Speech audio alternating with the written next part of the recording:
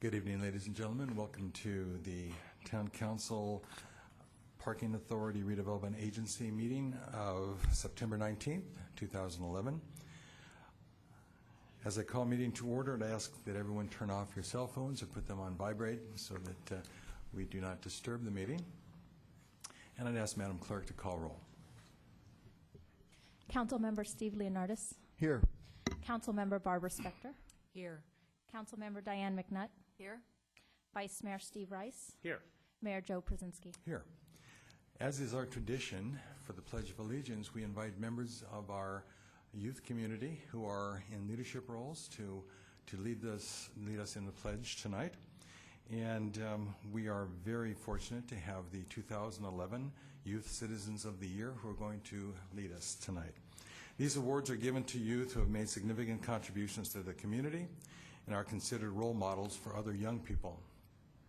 These youth will be awarded local and state commendations at an October 1st ceremony at the Youth Park. The youth will also participate in the holiday tree lighting on December 2nd, and will start the Christmas holiday parade with a whistle on December 3rd. I'm going to go down to the podium and introduce them to you and read a little bit about each of them.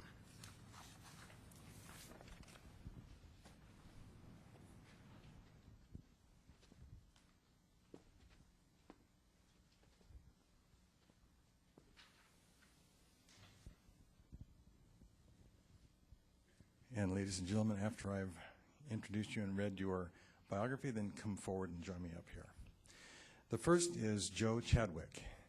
Joe is a 6th grade student at Fisher Middle School. While attending Dave's Avenue School, he served on the safety patrol to help create a safer environment for other students. He volunteered half of his lunch hour each day, organizing games for 1st graders by gathering children who are isolated, observed, or playing unsafely, and organized an activity to include them in a game. He's described as he's an outstanding young man who takes pride in taking responsibility to serve his community and others without looking for a reward or compensation. Let's thank Joe and welcome him forward. Joe?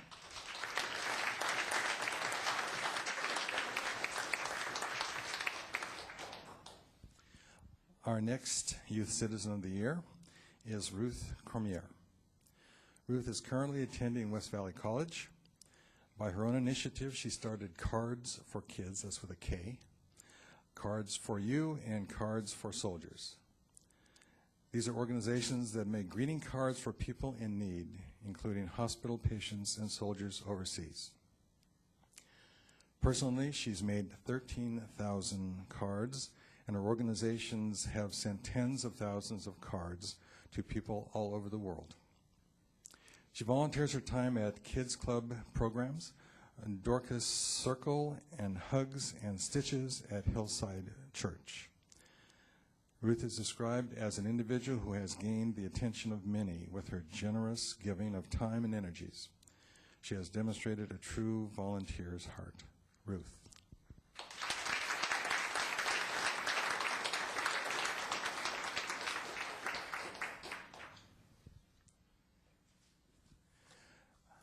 Our next recipient is Michael DeBole.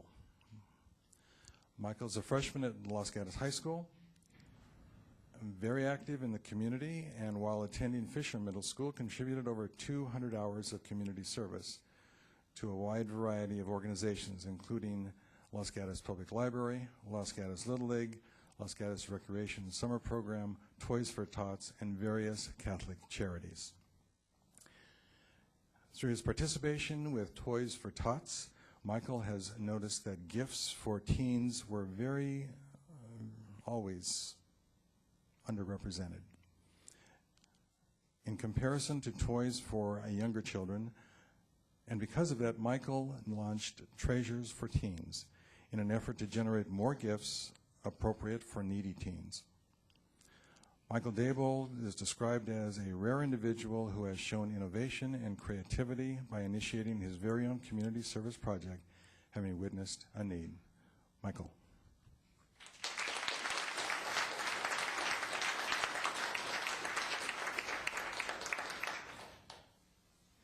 And our last recipient is Jordan Sanford.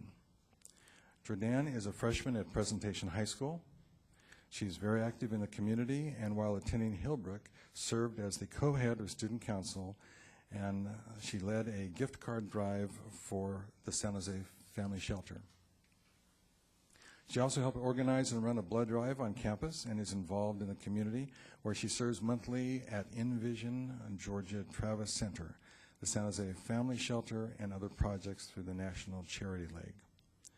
Jordan is described as an enthusiastic, positive, and motivated young woman in everything she's involved with. Jordan.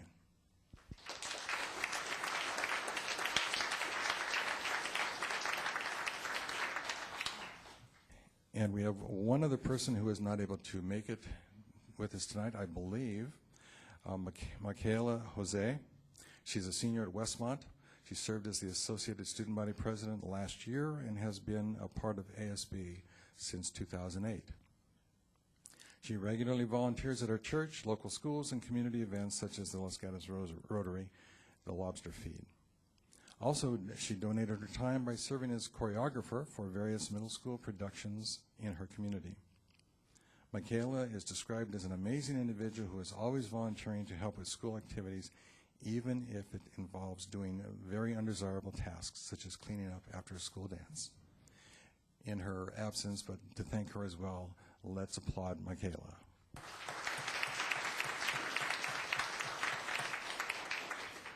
Now, I think there's no question in our mind why these young people have been chosen to be our citizens of the year for 2011.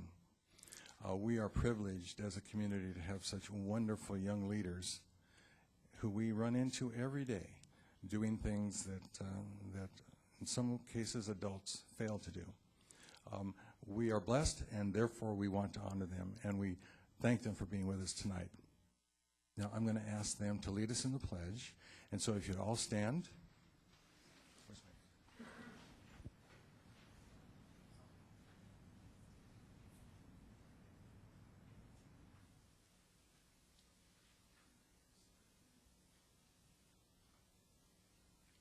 I pledge allegiance to the flag of the United States of America and to the republic for which it stands, one nation, under God, indivisible, with liberty and justice for all.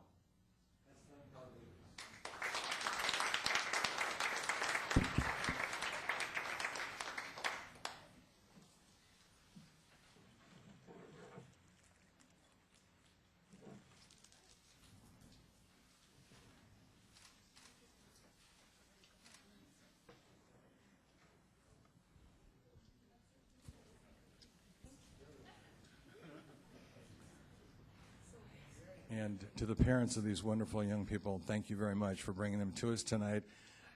They wouldn't be here if you weren't here. Thank you very much. And one more time for our young leaders.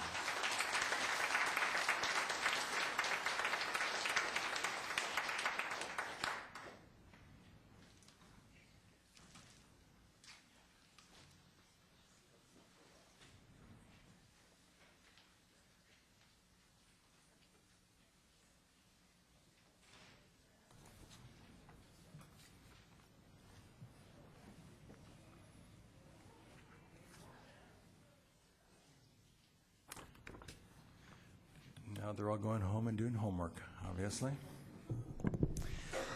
Our next item on our agenda is our closed session report. Madam Attorney.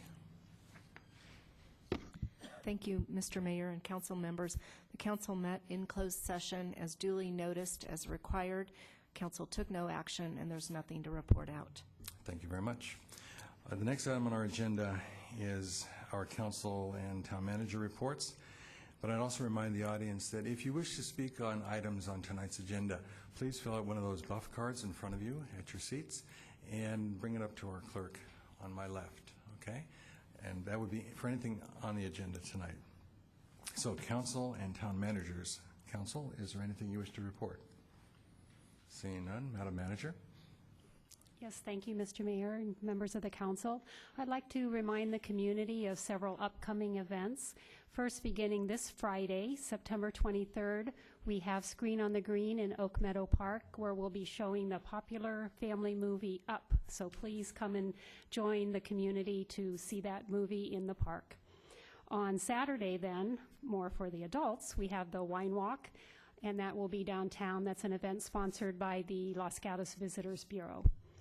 On Saturday, October 1st, before we meet in these chambers again, we have the garage sale. And then on Sunday, October 2nd, we have Second Chance Week, or Day. And that will be at the Adult Recreation Center, where you can make donations for families in need. And then finally, we have our boards and commission recruitment now going on. The deadline is Thursday, October 13th. We actually have 21 vacancies on 9 boards and commissions, so there's plenty of opportunities for many members of the community to apply for those positions. And then I would like to introduce Carrie Harris for tonight's Did You Know? This will be on emergency management, and this continues our series on this very important matter. Carrie?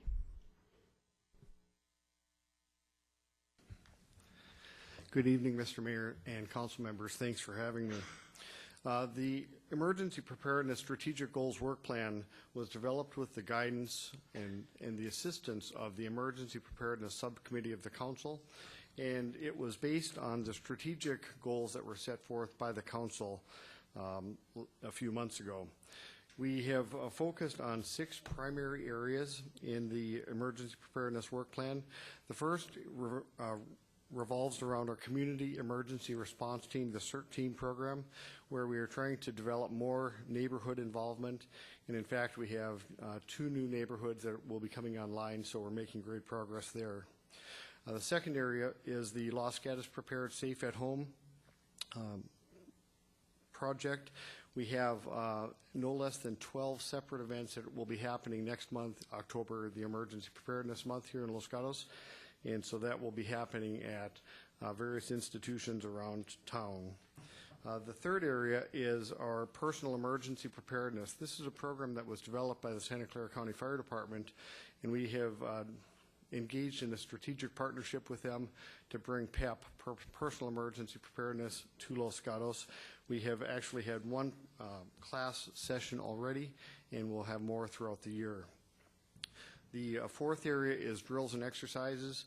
A fundamental part of emergency preparedness, especially amongst response organizations, is to have drills, training, and exercises.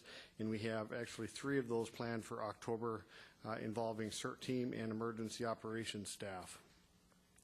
The fifth is a measurement, developing a tool to measure the level of preparedness of our community, that we can look next year and see if we've actually accomplished anything through these efforts, and if not, or if so, tailor those efforts for maximum efficiency. And then finally is the fire and flood evacuation plan. This is a plan that has been developed as part of our emergency operations plan now to be able to evacuate people from areas that would be flooded in the event of a failure of the Lexington-Lenahan Dam, or evacuate from the wildfire hillside zones in the event of a fire in those areas. So we've made great progress there. We have signs designed and basically a plan. We're moving forward most rapidly on the flood evacuation plan process, and then again working with the fire department for the wildfire plan. So if anyone has questions or needs more information about the work plan, the phone number and address for my office is there. I'll be happy to answer any questions now. Thank you, Sergeant Harris. Questions from council? I do want to make a couple of comments, Sergeant. Councilwoman McNutt and I are the members of the council who are on the ad hoc committee, and we were given this report probably a month or so ago as the response to a council action in our January retreat, in which we outlined emergency preparedness, a very significant issue for our community. And I just want to say with Sergeant Harris and his team, including Ms. Jackie Rose, who's our new emergency liaison, that for us, we see this as very exciting and an opportunity for the community to become completely prepared. We know that we've been the subject of events in the past, and we will be subject of events in the future that will cause us to respond as a community and to take care of ourselves for at least 72 hours when an emergency such as a wildland fire, an earthquake, or a flood as a result of dam failure would come our way. And the intent in these next 2 years, and this was a 2-year plan, to make sure that we are as completely prepared as we possibly can be. I definitely appreciate all the work done by Sergeant Harris and his team, and Councilwoman McNutt and I were very much impressed with the level of detail given, and we look forward as a community to becoming more and more prepared through your efforts, Sergeant. So thank you again for presenting this, and I remind Council this is the first item on tonight's agenda for our approval. Thank you again. Thank you. All right, then, Madam Manager, any further manager matters that you need to address? Okay. Then that brings us to the consent agenda. The consent agenda are those items on the council tonight's council issues that can be acted on in a single motion. They are open to be evaluated by our community and by the council. And I'd ask, first of all, is there any member of council who wishes to pull an item? Councilwoman McNutt. I'd like to pull item number 3, please. Item number 3 is pulled. Any other item on the agenda to be pulled? Any member of the audience, any member of our public wish to pull an item from consent? Seeing none, so item 3 will be seen after our public hearing. That would be public hearing number 10 on the agenda, and we will hear that as other business at the end of that particular item. So can I have a motion? Yes. Move to approve the consent calendar with the exception of item 3. Yes. Mr. Mayor, I think I have to abstain from item 4 because I wasn't present during the public hearing. Okay. If you choose to do that, you may do that. Any other comments? All right, we have a motion. Do we have a second? I don't think I heard a second. I heard a request to abstain. I'll second. Okay, then we have a motion and a second to approve the consent agenda without item 3 and with an abstention from Council Member Leonardis for number 4, you said? Mr. Leonardis? Yes. Okay. All in favor? Aye. Aye. I think I also have to abstain from 4. So I'll, Okay, well, I didn't hear anybody say aye yet. We're agreed? Okay. So we have another abstention. So Sorry about that. For item number 4, it would be Councilmember Leonardis and Councilmember Rice. Other than that, we have a motion and a second. All in favor? Aye. Opposed? Passes unanimously with the 2 abstentions for item 4 and item 3 pulled. And that brings us then to the verbal communication part of the evening.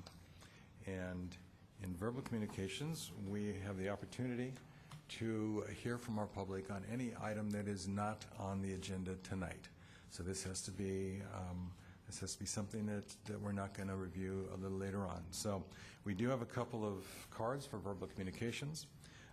And I would ask as you come forward, if you just introduce yourself at the microphone, and we would appreciate that.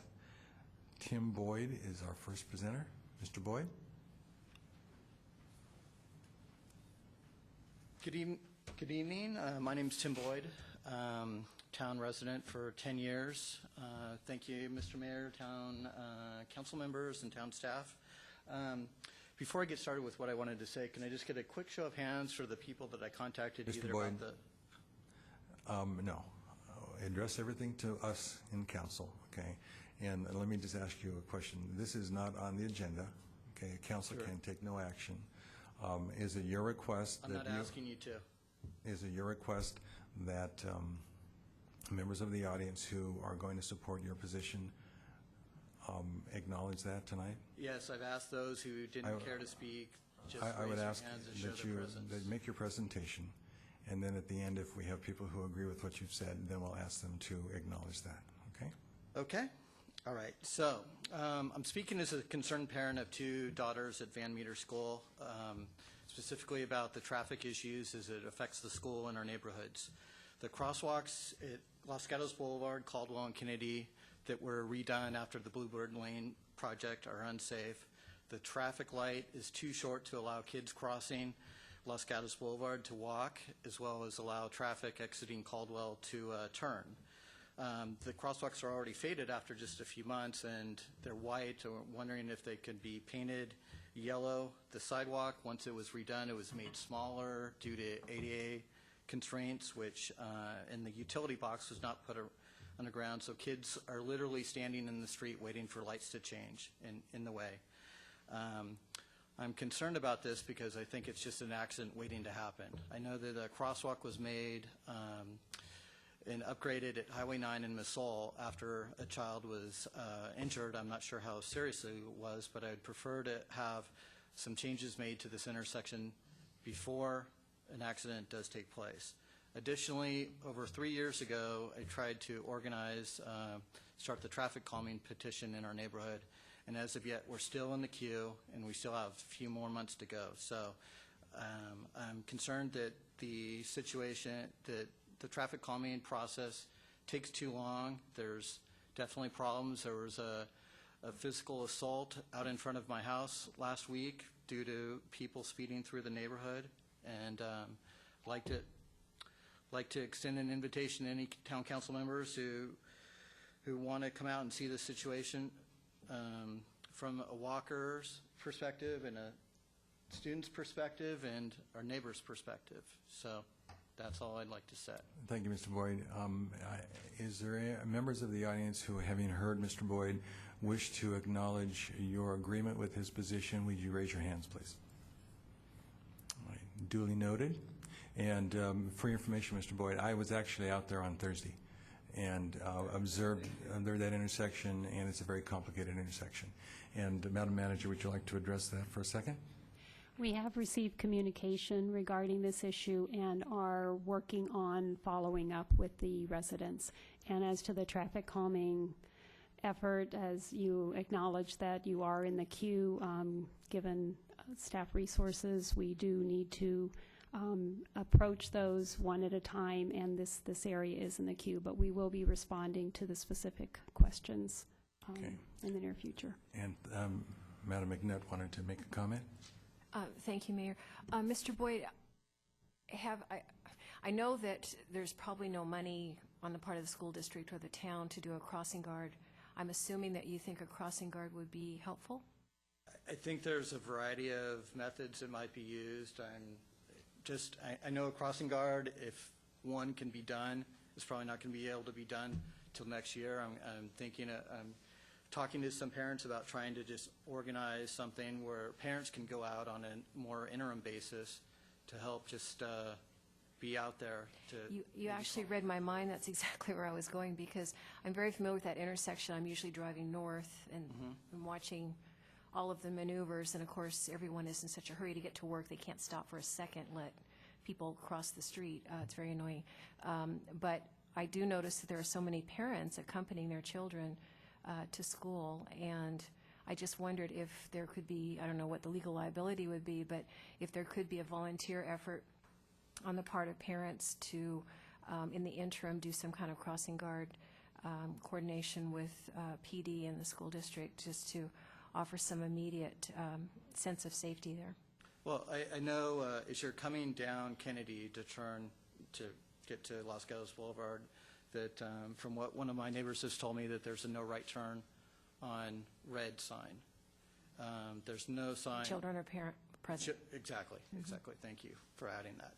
There's no sign of like that on Caldwell. So I think at the very least a sign of that should be put on Caldwell. The sidewalks are already faded, that it's only been a month of school, and the sidewalks were just painted last late spring, I think. So whoever has done the job didn't do it very adequately. And moving the crosswalk over to the other side of I guess Caldwell and Kennedy. It's nobody's using that because they're afraid that people are going to get hit as they're turning right. Cars coming down off Kennedy, turning right onto Los Gatos Boulevard. So I know one of the other people here is going to speak to that as well. So Yeah, it's a very intense period of time, but it's a short period of time. yeah, I mean, it's 20 to 30 minutes. Something 30 minutes Yeah. can make, that's when the problem is. It's a problem in the afternoon, to a lesser degree at lunchtime with the kindergartners leaving. So, but Appreciate that comment, sir. And we do have another speaker, Tom Brogan.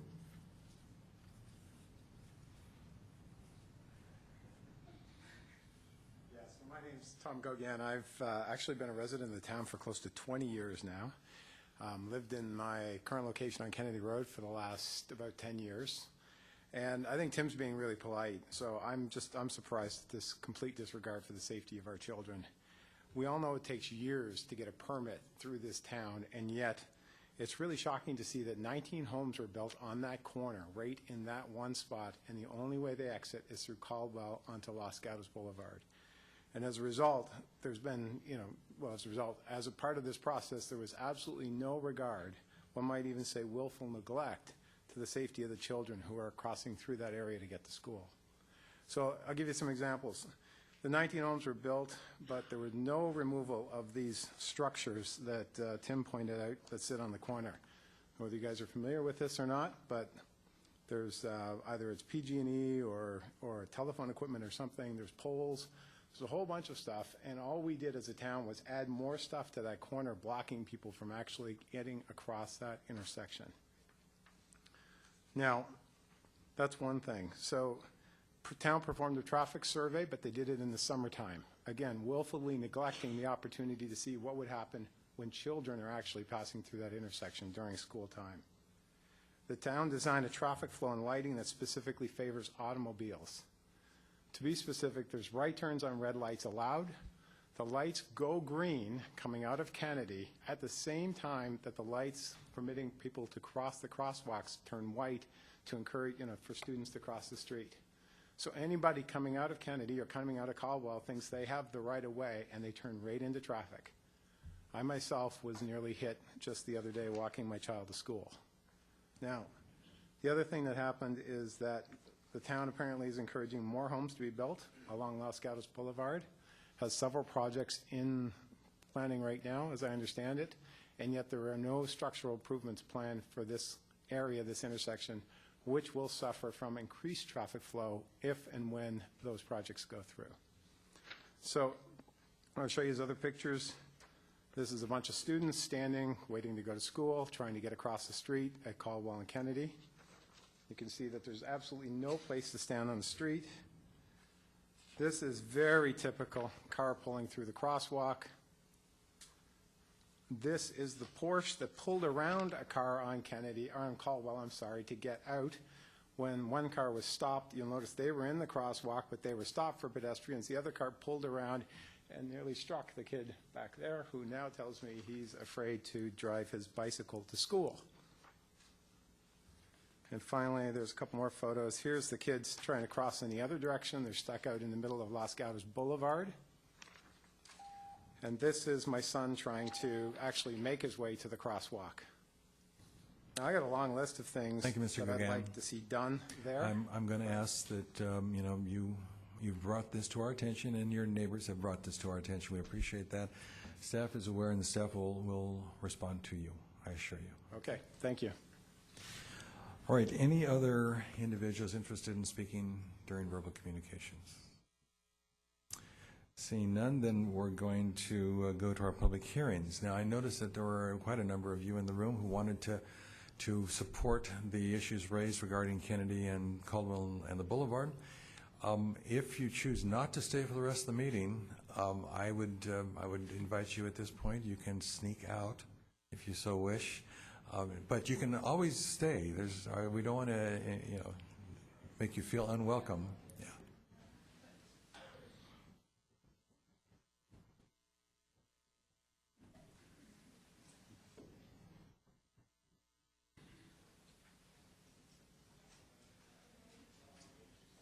That explains it.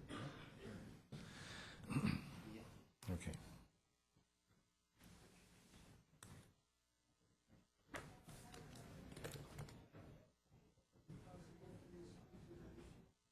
Not now. We've closed. All right, the next item on the agenda is item number 9. Item number 9 is an application for a plan development on Placer Oaks. The applicant is Cupertino Development Corporation, and this is a request for approval of a plan development amendment to allow an off-site below-market price housing unit on the property, zoned R1 8PD, APN 529-16073. There is a request for a continuance. The applicant is interested in contacting Habitat for Humanity for potential partnership for the below-market housing, and they have asked for a continuance to a date uncertain. I'm assuming that that may be something the council would like to approve. However, since we have members in our audience who perhaps are here for that, I'll invite you, if you're interested in speaking to this, to speak after our staff's presentation, and we will go ahead with that. Ms. Savage? Yes, Madam McNutt. Mayor, if there's going to be a staff report and discussion, I'll need to leave the room. I have to recuse in this item because of conflict of interest. I thought it was going to be just... Even if it's a motion to continue, you can't vote on that either, so. No, but I think I need to leave the room, apparently, if you're going to have discussion. So goodbye. Rather passive-aggressive, I'd say. Yes. Just for Madam Attorney? clarification, just for clarification, if there's anything of a substantive matter and you have a council member that needs to recuse themselves, then that would be the appropriate mechanism. If it's just a procedural to a motion to continue, and that's all that's before the council, then this council member need not leave the dais. So she's betwixt and between. I assumed that Ms. Savage was here to make the staff report, and she could make the request of the applicant at that time. Yes. Madam Manager? Perhaps if we could find out if there was anyone to speak on it, and if not, I don't believe that Ms. Savage needs to make a report. If no one is here to speak on it, then you could just continue to move to continue it. That's a possibility. Is there anyone in our public tonight who wishes to speak on to item 9? Seeing none, then Ms. Savage, you need to not make a report? Okay. Then we would need a motion to continue. Vice Mayor? I'll move to continue this item to a date uncertain. Okay, is there a second? Second. It's been moved and seconded. Madam McNutt is still in seat. Duly noted for the record. All in favor? Aye. Opposed? Passes unanimously, and this is a date uncertain. So we will see this at a certain point in the future, but we are not certain what that point will be. That brings us then to item 10. Item 10 is a continuance of a council meeting in which the request was a conditional use permit, application U11006. It's a project located at 91101 and 109 West Main. Property owner Sue Farwell, applicant Lisa Rohrer. And as you recall, this was continued for further action by the applicant and staff to evaluate a number of issues that the council raised at our last meeting. Now, Ms. Savage, would you care to speak to this issue? Good evening, Mayor, council members. This item was last heard on August 15th, as you mentioned, where the council directed staff and the applicant to address a number of issues and questions, including quantifying the amount of proposed retail and making it potentially the primary focus of the application.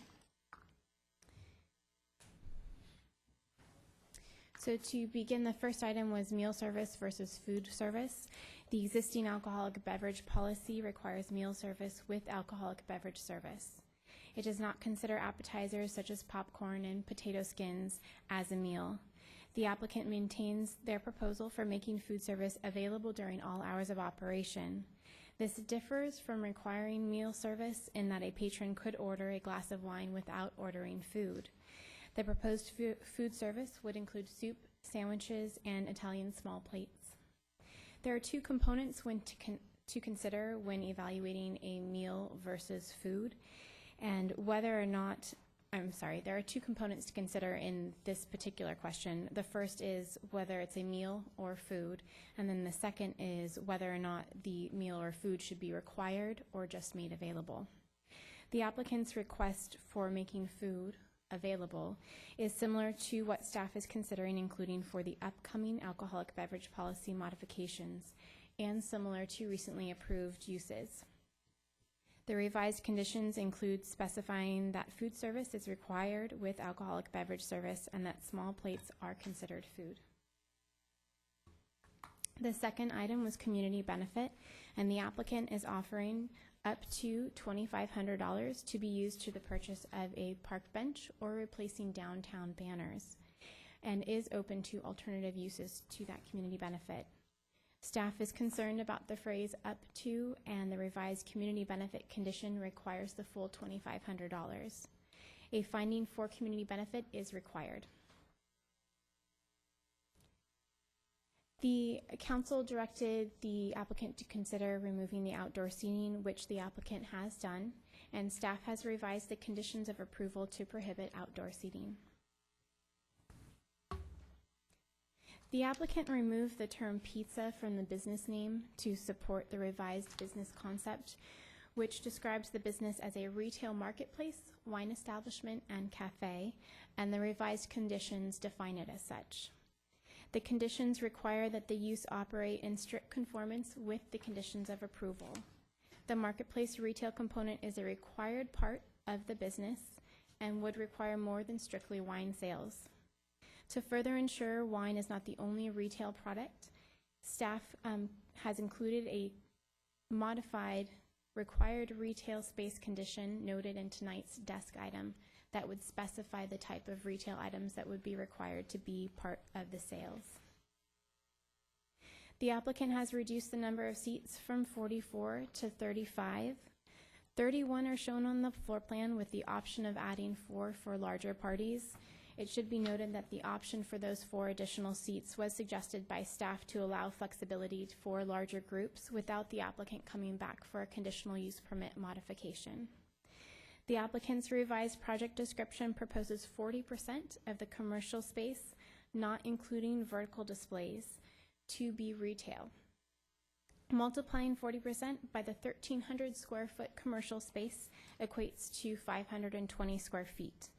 Although the applicant's floor plan seems to illustrate less than 40%, staff provided a condition of approval in the revised conditions that requires the applicant to show and dimension at least 520 square feet of retail to ensure that this is part of the proposal. Neither the existing CUP or the subject CUP modification state a specific square footage for the retail component of each of those uses, but both do include floor plans, and staff use these to evaluate and estimate the existing and proposed retail components. And we'll walk you through a few floor plans right now.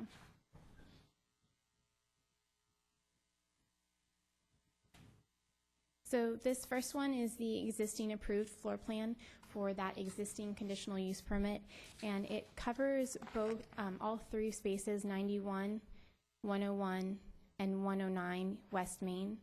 109 West Main is the main part of this subject application before you tonight.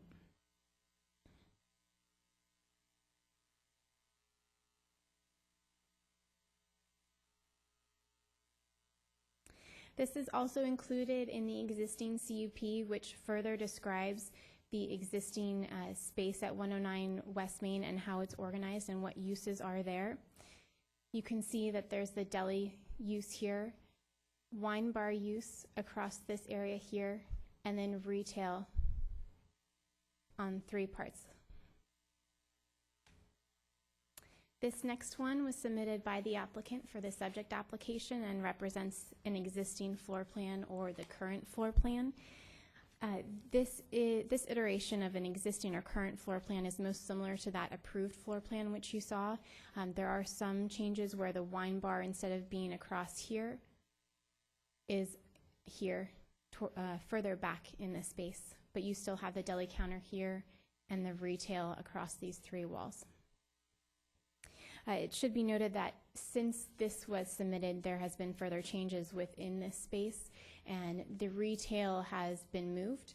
If you walk in there today, the deli counter remains. This is the most recent floor plan submitted by the applicant, and per the applicant, the blue represents retail, the orange represents food preparation, the green represents wine, and the pink represents the seating areas.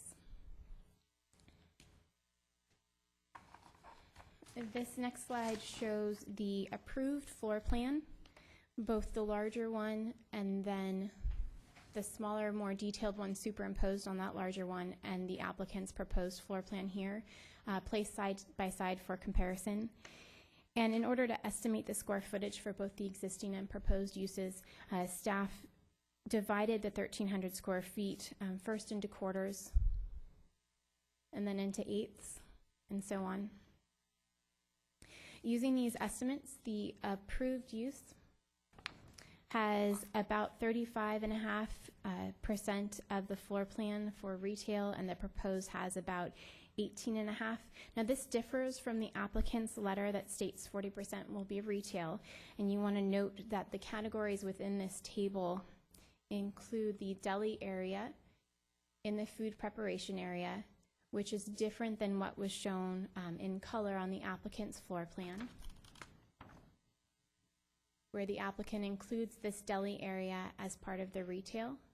Now typically the food service component would be considered food preparation, but if you were to remove the deli area from this proposed food preparation area and move it into the retail, although it's not direct retail, it has some type of retail component in that a customer could come in and buy a prepared salad, although staff wouldn't typically consider that retail. If you did that, you create a situation where you have 23.5% of food preparation and 29% of retail and deli area. It should be noted that while staff compares the proposed application to the existing CUP, the applicant does look at what today's floor plan is as opposed to the existing approved CUP when they compare what their proposal is.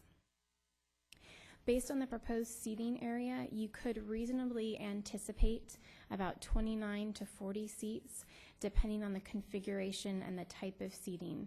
And now this range is there based on the different building code assumptions and calculations that they use for occupancy.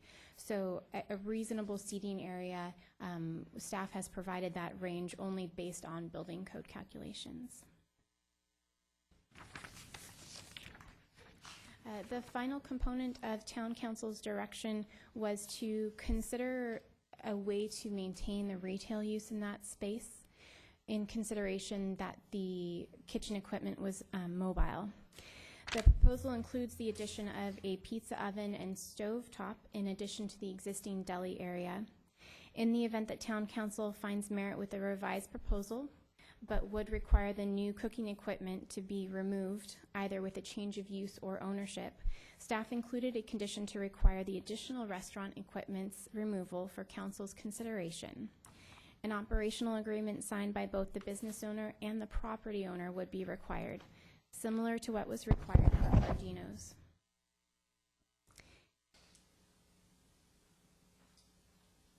Council could also consider further reducing the seating or increasing the square footage of the retail component if they so choose.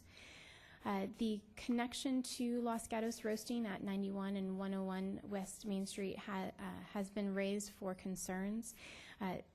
Los Gatos Roasting does not have a conditional use permit or an alcoholic beverage license that will allow them to serve alcoholic beverages. And the applicant's revised floor plan actually includes a full height iron gate to separate those two businesses, which the council could require to be locked at certain times. The council could also consider permanently sealing this opening. And as mentioned in tonight's desk item, staff believes this sealed opening would require a separate conditional use permit. This concludes staff presentation, and staff is available for any questions. Council, questions for Ms. Savage? We'll start with the Vice Mayor. Thank you. Could you go back to the retail component slide for me for just a moment? So from what, I just want to make sure I understood what you said. The retail deli / food preparation at 34.5%, that includes both the deli counter, so to speak, and the full food prep in the back. Correct. And you said if we were to choose to consider the deli portion as retail, as part of the retail square footage, we'd still, the map as drawn would still be less than 40%? Yes. And what was the percentage you gave? It would be 29.5. 29.5. Okay, thank you. And then a couple questions from the staff report. You said that the community benefit is typically less than what council's accepted in the past for similar types of impacts. What has been the typical community benefit? This type of app? In the past, there has been both monetary and non-monetary community benefit values or community benefit offers. And the values of the monetary community benefit, there is a wide range in the range of PM peak trips that result from this project. And I don't know if a range would help because the range is so wide, but just something to consider when you look at community benefit is, does this community benefit offered by the applicant negate the traffic impacts that would result from the project? Okay, thank you. If I may continue. Please. At the end of, I guess it's point 4 in the staff report, page 3, it says staff still believes the proposal will result in changing a retail use with ancillary deli use to a restaurant use with ancillary retail. I'm just curious what that tipping point is, if from staff's perspective.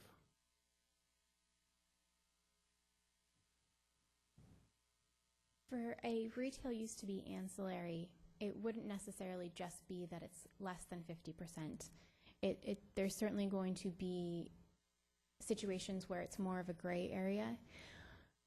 There's not an exact definitive number, and so there you do get that gray area. So staff can't provide an exact tipping point, but certainly based on the past council approval of that ancillary restaurant use of the deli counter, it was more of a less than 20%, but that was of the entire space where a lot of it was used as office and storage.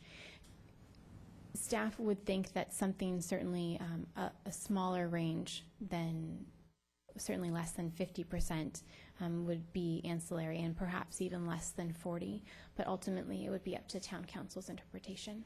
Yeah, I mean, last couple, with the revisions that have been done, was there conversation with the applicant, and I'll ask them as well, obviously, but with regards to an operating agreement and I guess, a separate CUP for this address? Both of those topics have come up, and how and what is most appropriate to proceed, and whether or not the applicant is amenable to that. Certainly, you do want to confirm with the applicant. It wouldn't be necessary to do an operational agreement, although with the details of this particular application, staff would recommend that to give the town council a better comfort level and assuredness of the operation operating as agreed upon. Okay. That's fine for now. Thanks. Thank you. Other questions? Yes. Spector? Thank you, Mr. Mayor. Going back to community benefit, because even after you answered the Vice Mayor's questions, I'm still having a hard time understanding what you're saying. You're suggesting $2,500. I think the CUP application that they have is around $6,000. Can you give me a comparison. For example, what did we do with Gardino's, or what did we do with James Randall? So I can understand better where we've been in the past to figure out where we're going to go now. Absolutely. One moment, please. I think Gardino's was around a 9 p.m. peak trip, where this one is 13. And Gardino's had 2 public benches, I believe. One moment. Yeah, 2 downtown public benches, which equated to, I believe it was around $4,000. So it's a little less. Let's see. And so actually they were 9 p.m. peak hour trips. And so you get that equation, 19 p.m. peak hour trips to an approximately 4,000 community benefit. But then you also have a wider range where you have 9 p.m. peak hour trips to a $15,000 community benefit monetary fund. Please. And did you have that information for James Randall or Pedro, some other use that we have modified fairly recently? So Pedro's had no resulting community benefit or change in traffic. They were not adding seats. One moment.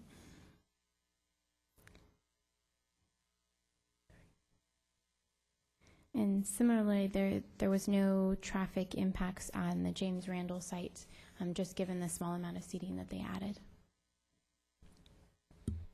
Other questions or comments? Councilman Leonardis?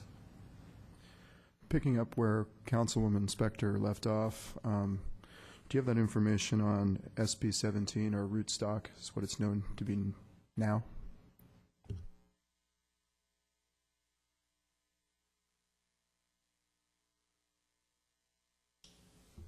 I don't have that information available in front of me, but staff can certainly obtain that information during the public hearing part. Thank you. Okay, any other questions or comments? Ms. McNutt? Thank you, Mayor. I had a question on trying to reconcile the operational agreement language and the kitchen cooking equipment language, because the way I'm reading it on the proposed language on the operation agreement, should this business owner sell the business to someone else, they can continue to operate it as long as they meet with community development and police chief and agree to the terms of the operating agreement. So let me stop there and see if I understand that part to be correct.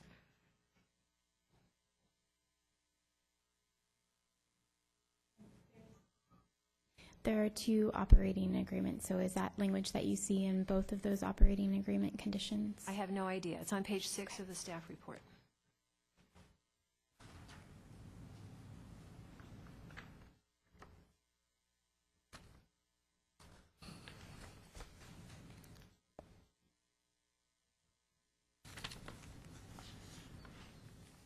It was the intention of staff to recommend that any change in ownership could potentially require the conversion back to retail, and that would associate that operational agreement condition that you see there on page 6 with the condition immediately above that begins on page 5. And that was going to be part 2 of my question. Was it didn't make sense to me that on one hand they could sell the business to someone else who agreed to operate it the same way, and yet if they sell the business according to the previous, then the stove has to come out, which kind of makes it hard to run a restaurant. So so the way this is currently set up, we would be prohibiting this business from ever selling to someone else. And so thank you for catching that. Certainly if it was the town council's discretion to require that kitchen and cooking facility condition, where if there were any change in ownerships or uses, that it would have to be removed, that cooking facilities removed, that operational agreement condition that is contained on page 6 that would go along with that condition to remove the kitchen equipment would have to be revised so that there isn't that language to then sell the business with that cooking equipment. Okay, that's all for now. Thank you. Thank you. Ms. Spector. Thank you. Let's circle back to what Mrs. McNutt just brought up. If there is, if this is approved in some fashion, and then somewhere down the line there was a desire to sell, do we have, I mean, my sense was that the staff's operational agreement intended to assure the town that the use would continue in the way that it has been approved by the town. Is that what you're doing on page 6, or are you doing something else? The intention of the operational agreement condition on page 6 was something else that was entirely tied into the kitchen and cooking equipment condition to be removed. There is an alternative operational agreement condition that staff recommends that begins on page 4 and ends on page 5, and that language is in there to assure the town that the operation continues to operate strictly with the approved conditions of approval, but does not assume that the kitchen and cooking equipment condition is included. Please. And then if you go to the proposed conditions on Exhibit 4A, you have an operational agreement provision as part of paragraph 6. Am I to understand then that that operational agreement is the one that's contained in our staff report, pages 4 or 5? Correct. Thank you. Okay, other questions or comments?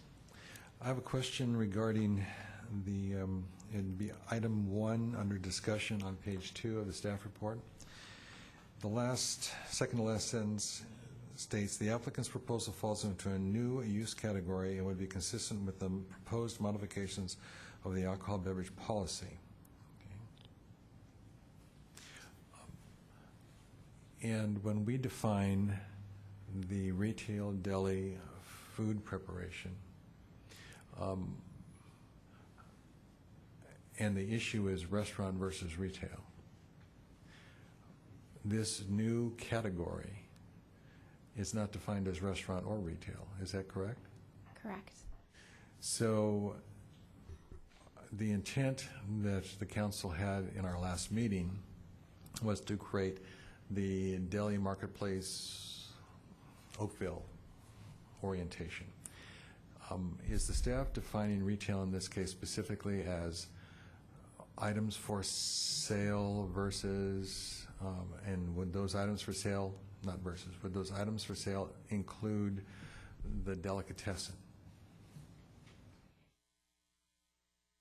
I'm going to back up and then answer your question. In regards to the alcoholic beverage policy, this particular use, a marketplace or retail marketplace, is something that staff is considering as a new definition, potentially under the alcoholic beverage policy, potentially something that would be go into more of a retail wine marketplace, something along those lines.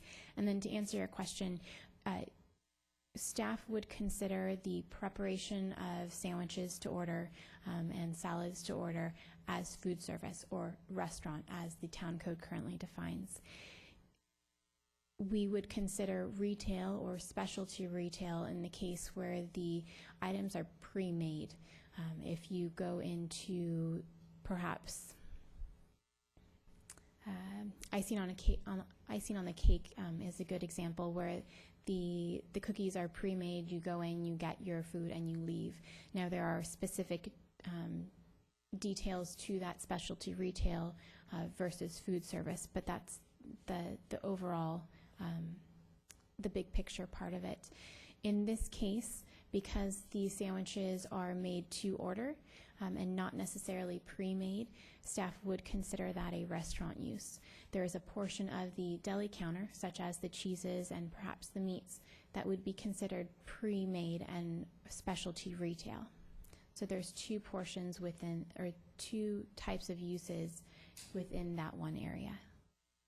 So do we consider the section of Safeway, for example, in which sandwiches are made to order, does that make Safeway a restaurant use? It does have an ancillary restaurant type use. Now, that in that instance, you're in a much larger space where the cafe or the deli is a lot smaller component of the retail use of the supermarket.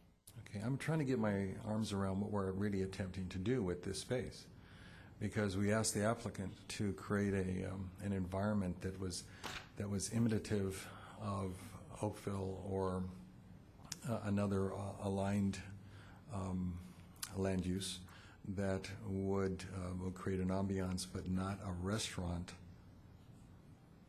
as its primary. To me, when I think of restaurant, I think food prepared and tables and chairs, and people sit and their food is served. But we've got a hybrid here that seems to be somehow now a cross between a wine bar and a delicatessen and a takeout operation, and then has a restaurant component. And we're focusing on how we establish retail as its primary. But for me, the issue, and I need staff's clarification here, because we're looking at a piece of this that seems to me not to act as a restaurant when you're talking about the delicatessen counter. And that's, I understand how you did your calculation, but without having that clarification, or without having a council determination that this is actually more this hybrid retail with a food service versus a restaurant, I have some difficulty determining, therefore, how the exact calculation of square footage is determined. So back to the question of square footage.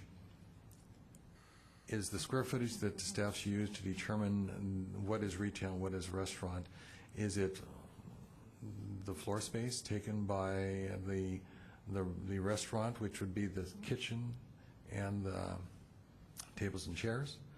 Or does it include the table for the wine service? Does it include the counter where food, if it's prepared on, to order, that becomes restaurant? If they prepackage their sandwiches, then that becomes retail. I think that we've got angels dancing on the pin, and I think that we've made some mathematical calculations, but I need to know what the validity factor is in this. And you raise the point tonight. Staff looks at this use under the town code, and the town code doesn't have a retail marketplace definition. Unfortunately for this application, we have a restaurant definition and we have a retail definition. And so what's before town council tonight is whether or not the proposed hybrid use that we perhaps have seen in the past with some wine establishment applications, whether or not that's appropriate for this particular space, and whether or not part of it can be considered retail, part of it can be considered restaurant, or if the use as a whole creates a unique use that is acceptable to the town council and right for that space. In terms of the square footage, it's very much an estimate. There's no dimensions that are provided or that staff used for this. We literally looked at the floor plans and divided these spaces, so it's very much an estimate. You can see from the lines that even dividing those spaces into rectangles, the actual uses between the seating, between the food preparation area, retail, deli, wine, they don't fit into those rectangles exactly, so there's very much an estimation going on there. With the numbers that we provided, the restaurant or food preparation, you could certainly define the restaurant space, the quote-unquote restaurant, as the seating percentage, and then the food preparation percentage, and perhaps remove that deli percentage, so that you would then have the food preparation without the deli at 23.5%, and the seating at 34.5%, which would give you, I think, 58%. and then the remaining would be considered retail, where the deli is counted in the retail. All right, and indulge me with one more question. Would you put the floor plan back up, please? Point out the doorway between those two sites. Okay. It seems to me that that space has been deleted from the possibility of retail because you have to access that door. If that door were removed, as is one of the potentials here tonight, and that wall space was recaptured, or in addition, that floor space that is currently seen as the ramp in were recaptured, any estimate of the square footage that would allow for increase of retail? That portion of where the ramp encompasses the floor space was actually not removed in the calculation, so that is considered part of the retail square here. Okay, so that's already been factored. Correct. Thank you. Any other questions from council? Then I think we're going to ask the applicant to come forward. We have two cards, and I would say since the applicants are going to share 10 minutes, the applicant is Pasquale Romano and Lisa Rohrer. And whomever wishes to speak first, please feel comfortable. Good evening. Thank you, Mr. Mayor and council members. Lisa and I are still extremely excited about this project. We attempted to take all the feedback from the last meeting and incorporate it into the application. We have a brief presentation here that will take you through how we address the concerns, and are happy to answer any questions after we go through this. To recap the modifications from the last meeting, first of all, we changed the name of the establishment to appeal to just the broader sense of what we're trying to do from a business plan perspective, to take away any bias towards any particular aspect of this business. We removed the proposed patio seating. It seemed like that was a fairly unanimous recommendation to us, so we are happy to go ahead and conform with that request. We've reorganized the interior seating to banquette style. You've seen it on the previous floor plan. We have a couple of different renditions that we'll show you in this presentation. That compresses the seating to a much more confined and well-defined area in the space, so we think it lends itself well to the combined use in the small square footage, also allowing us to raise the retail square footage.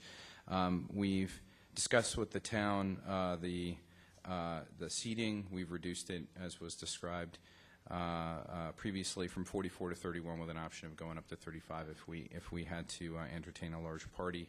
The community benefit, Lisa and my opinion on this is we don't have much clear guidance on what exactly it should be used for. That's not a criticism. We don't have a bias.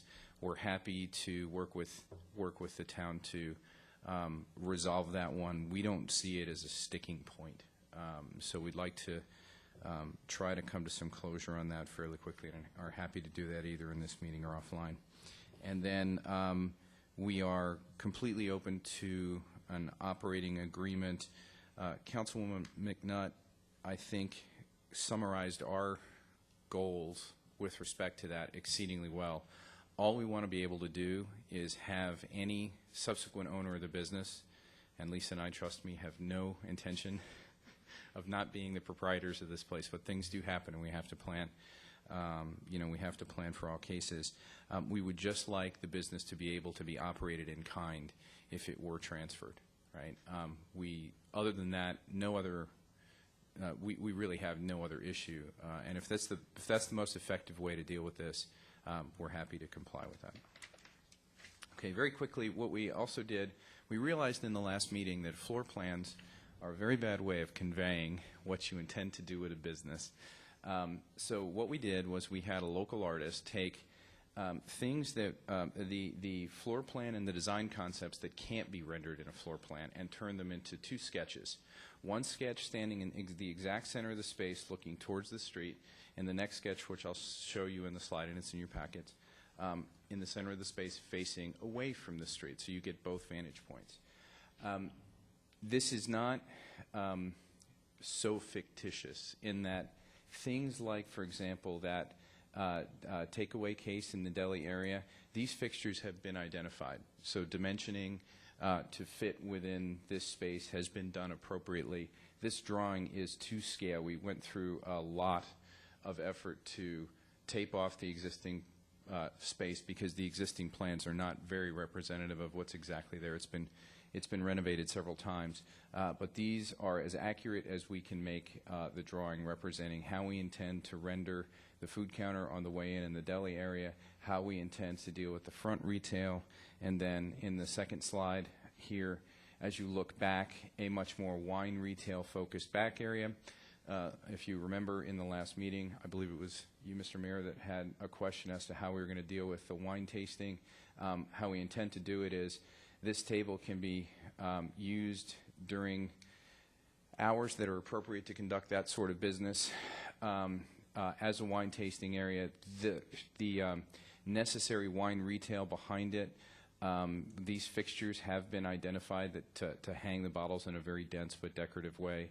And we intend to keep the inventory downstairs, so the areas here will only be displaying single bottles. So we can actually display quite a large wine inventory in this area, and it's been, as you can see, pretty well detailed out. What you also see in this area here is confining the seating to banquette style really well defines the area that we have seating. And if you look at the vertical display that we have here, we are not counting that in our retail square footage calculation that you'll see in the subsequent slide after this one. This one here depicts, this is an actual picture of the iron gate in place. It currently is not installed in the space, but it can be. It's in storage on the location. We are happy to bring it back into operation. There was some discourse here before we got our chance to speak. We are happy to either leave it open, leave it closed, or conform to the town's regulations on what hours we should either keep it open or keep it closed. We really don't have a bias either way. Here on the square footage calculation, what we've got, we've color-coded our floor plan here as to how we've done the calculation.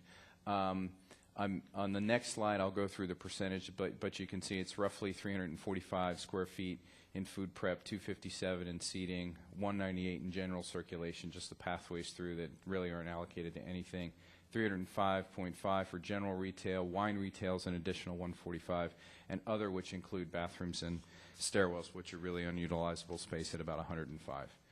What that leads you to is if you net out the bathroom and stairwell, which are really unusable back here for anything, you're left with 1,053 square feet of usable space. And if you take the two numbers from the previous slide, food prep and cafe seating, and sum them and say that's what the square footage allocated to food service would be, you're at 57.2% by our calculation on food service.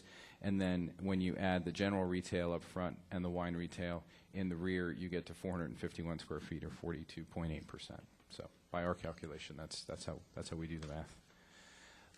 And then we plan on an additional wall of retail shelving. That's back in this area here, kind of trying to utilize the stairwell a little bit. So we will put some additional shelving there. We haven't counted that in the retail calculation. And it only comes a few inches into the floor space, so it'll give us another retail wall, and there's no load-bearing walls back there, so we don't have to build out into the existing space to support that. And with that, I'll turn it over to Lisa. Thank you. The hybrid definition of a business that we're looking at is not new just to Los Gatos. There are actually trends in combining specialty retail and dine-in service. There is a trend in combining retail food, wine sales, beer and wine service, along with dine-in service. And those examples include Jones on 3rd in Los Angeles, Brooklyn Fair in Brooklyn, Fresh in Santa Rosa and Red Hills Market in Oregon. I had the opportunity to go to Fresh in Santa Rosa and Red Hills Market in Oregon to familiarize myself with their offerings.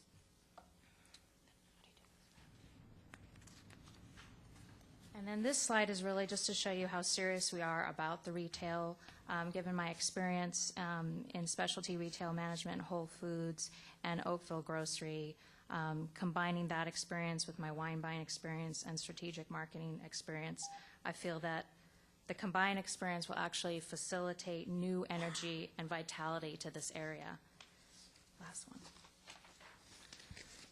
So our last slide, and again, the new name that we're proposing is 109, which actually means 109, and that's our address.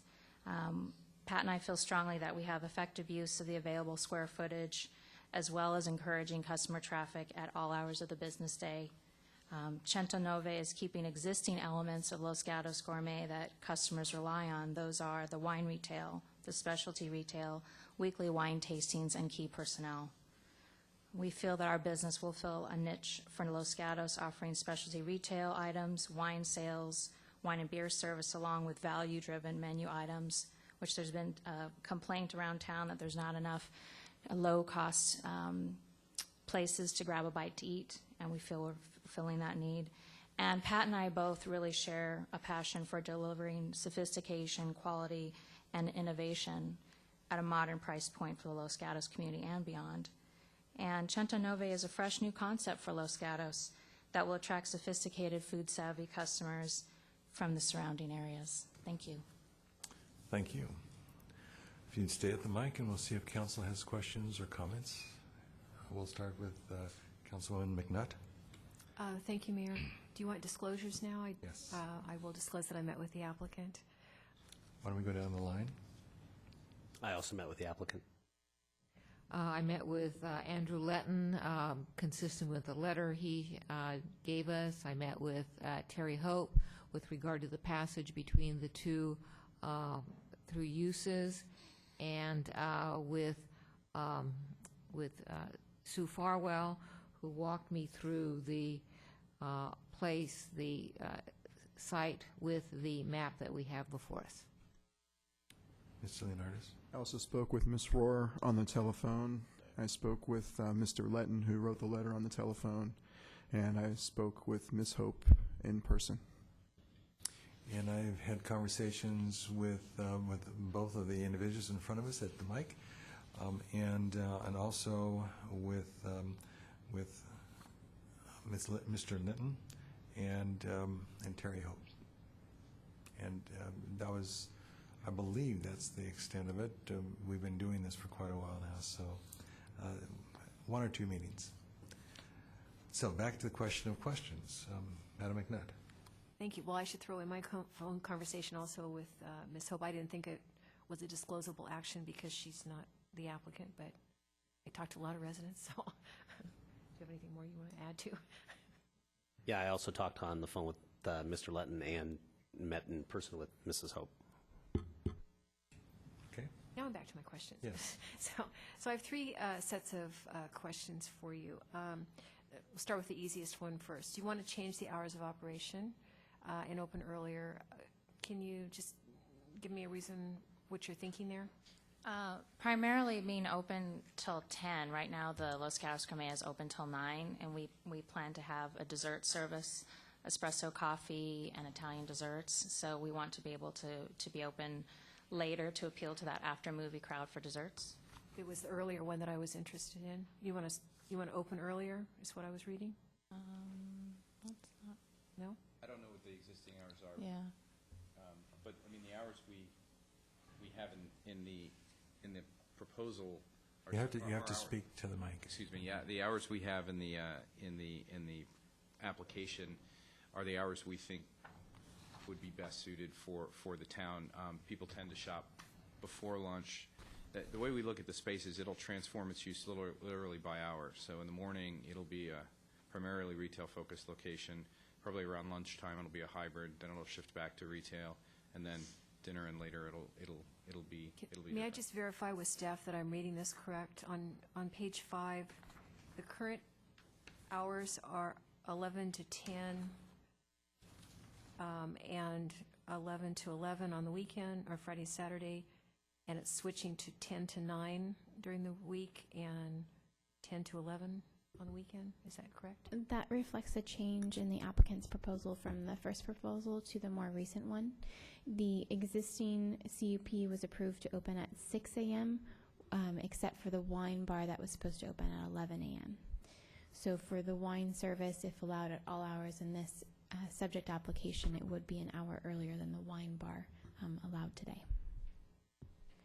So did you understand what I just said? So the way it's currently phrased, you would be open Sunday through Thursday from 10 a.m. to 9 p.m., and Friday and Saturday from 10 a.m. to 11 p.m. Is that what your intention is? Yes. Okay. Just wanted to make sure. And, all right. The two more difficult ones, if, let's see, maybe the diagram that shows the swath of blue down the middle, whatever. Forget what you call that particular one. That one is a good one. I'm struggling with the gate between the two businesses. It's a totally separate business, and so I don't understand, especially when you look at a layout like this, why it wouldn't make more sense to have that become a real wall.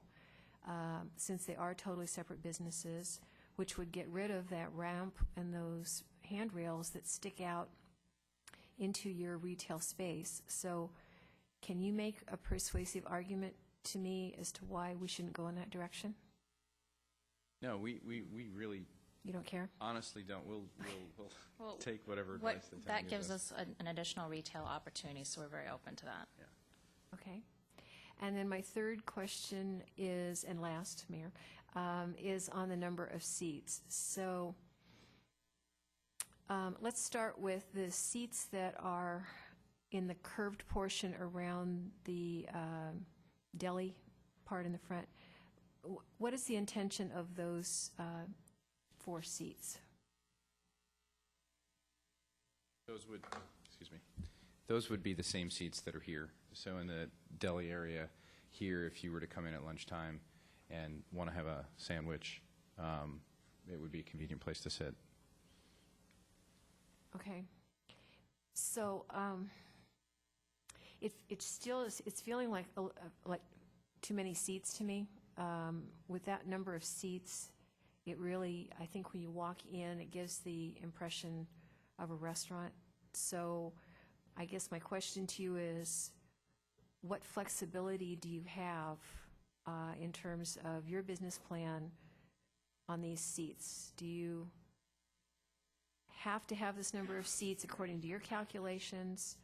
Or if we feel that there are too many seats, too much the impression of a restaurant, and we need to trim it back, is that going to destroy your business enterprise? Well, we've removed a substantial number between the last meeting and this one, and we've compressed most of them into this area. Being down to 31 with, and eliminating the outdoor seating proposal, which albeit would only be used seasonally, we think we're down to pretty much the minimum required to maximally utilize the square footage in a way that makes it profitable. Okay, and then on your request for flexibility in seating in case you have any special events, if we were going to go in that direction, that would have to be crafted in a way that's really quantified and structured so that you couldn't have a special event every day as a party. Right. Okay. So just, in the working with the town, they've been very flexible. It was actually a suggestion by the town, a very constructive suggestion as to how we could deal with the reduction of seats, and we were happy to comply with that.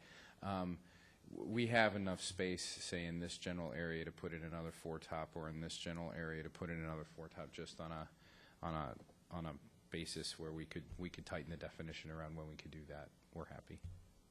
Okay, maybe staff will be working on some language on that. Thank Sure. you. Thank you, Ms. McNutt. Other questions, comments? Mr. Vice Mayor.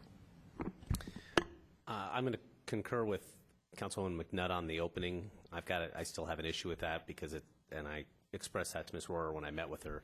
2 very different businesses, very different I mean, we could end up with an indoor mall in downtown Los Gatos, put it in openings between different buildings. So I just want to confirm you're okay with that, and you understand that that means it's a separate conditional use permit for your business, separate from what's currently the coffee roasting company, correct?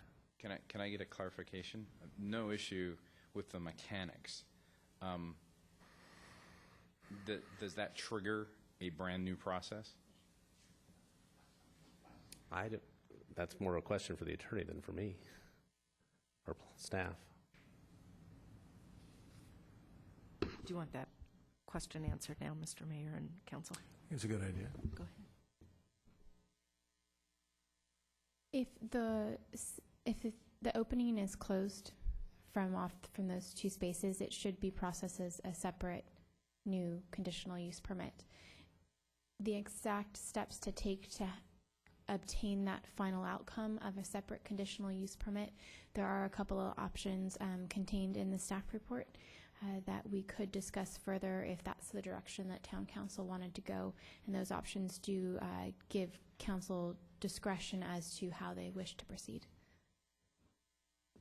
So just for the benefit of the applicant, if Please. I'm going to curious guess myself. the answer to that is not necessarily does it mean a brand new application or new process. Is that correct? Correct. Thank you. Are you comfortable with not necessarily? I don't know how to be comfortable with I that, but if know. I have to, I will be. Yes, okay. We're mostly concerned about the timing, because we're already 3 months into this, so. Yes. I understand. That answers my questions as well. Thank you. Other questions from council? Mr. Leonardis? I like what you've done with this. It's come a long way since the last meeting. It's much more clear. You know, obviously sounds like we've cleared up the issue of the access between the two spaces, which I think is greatly to your benefit considering the amount of community events that occur at the roasting company.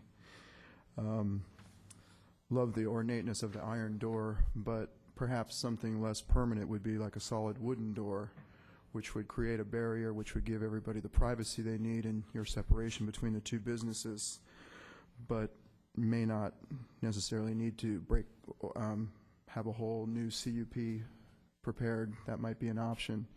Perhaps the CUP could still exist with the understanding that there's this permanent yet not permanent barrier. It can be opened or taken out in the future.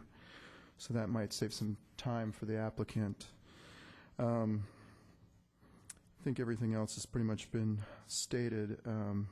I liked the idea of the lunch card for the high school students. I hope you would still consider that should this be approved. So, thank you. Thank you. Let's go back to that door. If we go with Councilman Leonardis' recommendation, we could always nail the door shut, and then that would guarantee that no one would go in or out. But my preference would be that we actually legitimately isolate those spaces, which means to create a wall. And I would recommend to staff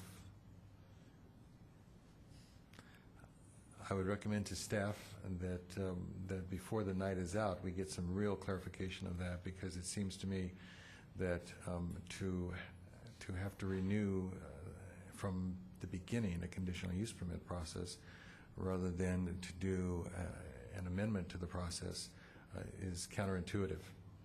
And so that would be something that we'll check back on a little later. So I guess my question for you is this: we have dueling interpretations of retail space, and according to your calculation, why don't you go to that slide that has that number up? Yeah, you hit the 42.8%. The issue for us, I believe, or the issue proposed, was a 40% would be the tipping point, as asked, for a retail space as having sufficient dominance in the environment. I personally think that the issue of how we define food service, or how do we meld a restaurant into that mix, has not yet been determined, but I think that there is certainly grounds for disagreement among all parties in terms of how you determine that. My sense is I go back to what we asked of you, which was the marketplace concept. And if we could establish the marketplace, then that would be the dominant theme, and the restaurant component would have to be a submissive theme, so to speak. And in this particular case, as I look at that, I see the number of seats as one of the significant factors. I am not inclined to add the additional seats for special occasions. I think that although, as recommended by staff, it's a creative way of dealing with overflow. Standing is also a way to deal with overflow. And as soon as we start trying to add more seats, I think we start to make this more restaurant dominant. And there is some issue of our being able to monitor and control what we can't see. And I would rather be pretty clean about this. So those are two issues that I'm concerned about. And I would like a comment from you about why, given its current configuration, you don't see this as a restaurant. You see this more as a retail space and a marketplace concept. And how do you answer the staff's calculation really concretely at this time? Well, as far as the calculations, we actually had an architect go in and measure everything, so we feel very confident about our calculations. And we're trying to weave in retail into the cafe experience, meaning that the items that our cook makes with the small plates and pizza are going to be sold. So that's the 00 flour, that's the salt, that's the San Marzano tomatoes. All those will be sold in retail, and they'll be utilized in the actual menu items. And so that's how we're playing the retail cafe theme together. We're weaving those two in. And I think that's quite unique, and that is something that we can showcase on the menu. You like those tomatoes, you can buy it here. Like the salt the chef's using on the focaccia, you can buy that here. So that's how we're working, having those two elements work in tandem. Thank you. Any other comments, please? Yeah. So I think it again the business planning math that Lisa and I kept coming back to with this place is you're starting out with a fairly limited amount of square footage. So what you have to do is timeshare the square footage as best as you can to make a business really fly in this area. So if you think about it by time of day, the area that is this seating, the bulk of the seating for the dine-in experience here is only legitimately going to be utilized like any restaurant at lunchtime and at dinner. And if this were purely a restaurant, the rest of this place would be fairly empty for those other hours. This place makes good use of all the square footage by using this very nice piece of capital equipment, this pizza oven here, to be able to create things we can sell in retail. Our staff will prepare things that will be in the to-go counter that can be taken home and potentially either directly consumed or cooked at home, right? So we're thinking about pastas, takeaway pizza, things like that that can be sold here in retail and then later brought out. Cheeses in deli, we already had mentioned that in the previous application that we were going to preserve that element that exists today in the current retail establishment that's in that space. So for the hours where at 10 a.m. till lunchtime, this place is going to look very, very much like a retail space. The traffic patterns, the types of activities here will definitely be that. At 8 p.m. on a Saturday night, it's going to look a lot more like a restaurant with wine tasting in the back, right? So it is going to timeshare fairly effectively. And we think we're making exceedingly good use of space. This entire back end of the space here is dedicated to wine retail, wine tasting, and wine sales. If you just visually look at that and this space here and assume that some part of the food prep area is contributing to what's being sold in retail, we think it's about as effective mix as we can get and still make the numbers work for this place. Thank you. Any other questions or comments from council? Yes, Councilman Spector. Thank you, Mr. Mayor, for the staff. Please. And this might exactly be what the mayor has requested, but what I'm asking staff to examine is should this council require a brick wall, a new CUP, and no delay in timing. So I'm just asking staff to play around with the imponderables, and thank you. Thank you. Would the staff wish to play around at this point, or? Okay. As everyone in the audience can see, that's what staff's been doing the last few minutes while council's been chatting with the applicants. One of the ideas, there's a couple suggestions that were in the staff report.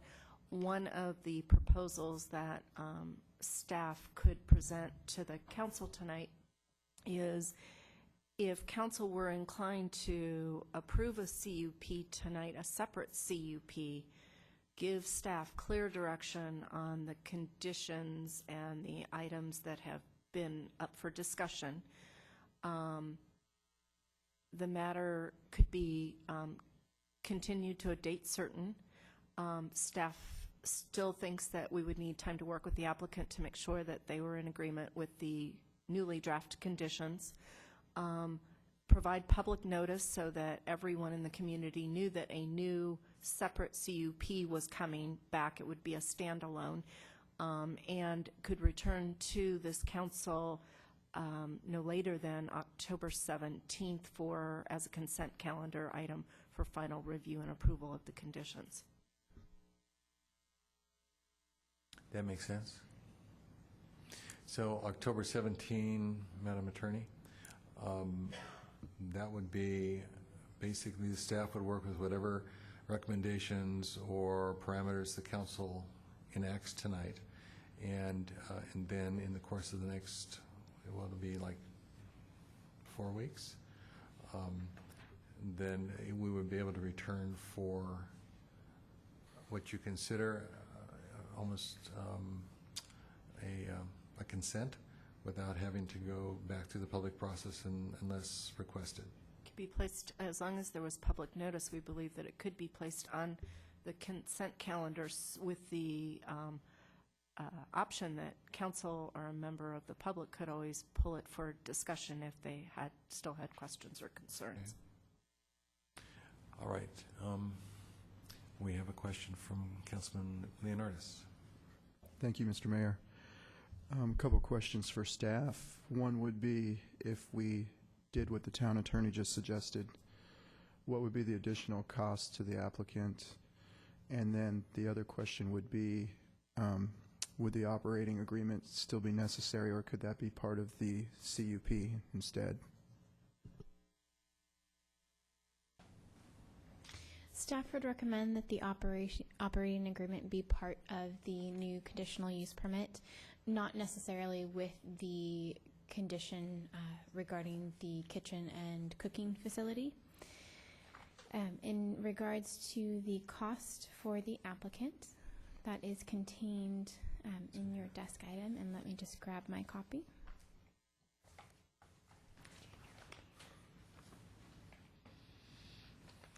Staff would recommend that we collect the difference between the CUP modification fee and a new conditional use permit fee, and that difference is $2,164.29.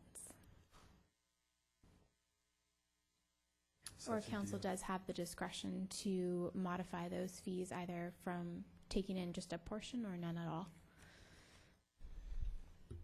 Okay. Does that answer your question, Mr. Leonardis? One more question for staff. Earlier you were going to check on the Rootstock community benefit. Did you ever get around to doing that? We did, and they did not trigger community benefit, so there was none. And we don't have any comparable recent example at this time. Thank you. All right, any other questions for our applicant? All right, seeing none, if you want to take a seat, we'll offer the opportunity to speak to the rest of our public.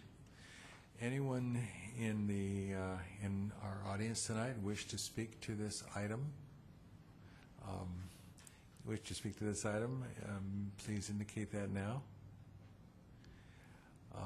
All right, then I invite the applicant back up to rebut anything you've said at this point. If you've got nothing to say, then we'll close the public hearing.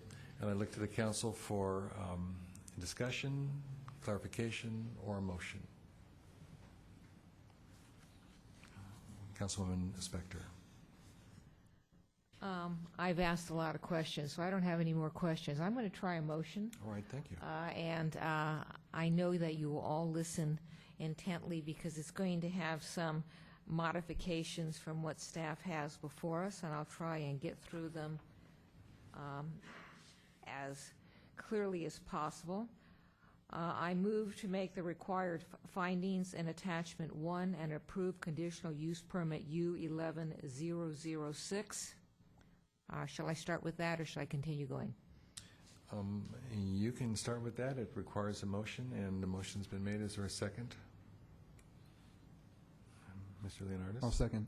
Okay, it's been moved and seconded, and this is to make the required findings as indicated in Attachment 1 of the conditional use permit U11006.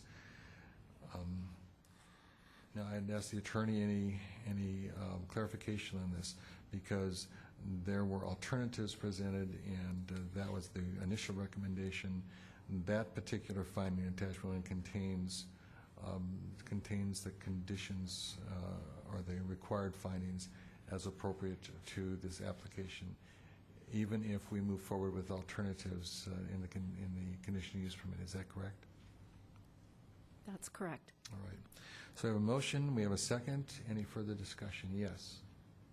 I'm confused because my reading of this is that maybe I'm not confused, but my reading of this is that the conditional use permit that you're moving to approve is to allow a single use permit for the entire property. Is that the intent? May I answer that? Please. Yes. And that's why I was asking about whether you want both of them together, because if you go to the second prong of the proposed motion, it references Attachment 14.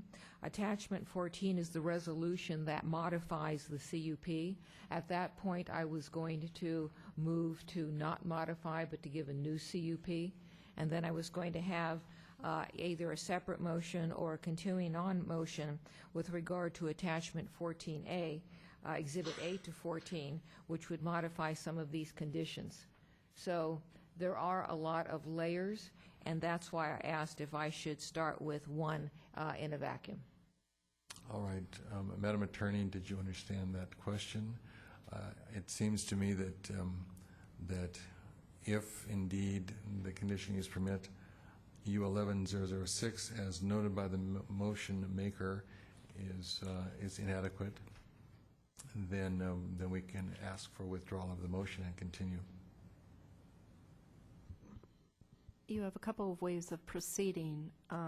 You could make one global motion to approve a separate CUP, go through each of the conditions, spell out all of the considerations for council, as we indicated, giving staff very clear direction, since staff will need to redraft the resolution, the CUP conditions, as opposed to referring to those in the packet. Those would be the basis for it. The findings are generally going to be the same for any CUP, and so council can rely on the findings that have been suggested by staff, but it would be probably cleaner in this case, since staff anticipates significant changes from what's in the packet, that council make the motion as one with all the different layers. If this council's more comfortable with separate, then perhaps the initial motion needs to be not for necessarily the CUP application as set forth in staff's proposal, but as proposed by the applicant, or as more clearly defined by council member Spector. All right, then can I ask the maker of the motion if she wishes to withdraw the motion or alter the motion, and we'll ask the seconder as well. Right, and I do know how I want to go forward, and I will withdraw that motion. Mr. Leonardis as the seconder. Yes. All right, so that motion has been withdrawn, and I'm going to turn it back to Councilwoman Spector. Yes, I'm going to move to make the required findings, attachment 1, and approve a conditional use permit. I'm going to move to approve the resolution attachment 14, asking that that portion of the resolution that identifies U11006 be deleted, and that the second paragraph of the whereas, where it references a modification, that would be changed because this would be a new CUP. And then also adopt the conditions of approval shown in Exhibit A to Attachment 14 with the following modifications. Could I ask the motion maker for a second? Let's go back and make sure that we are all on the same page when it comes to each of these items. So, again, from the first modification that you're making, okay, would you specify again page and document? The first modification I made was to approve a CUP that was not U11006, but whatever number the new CUP would be. All right.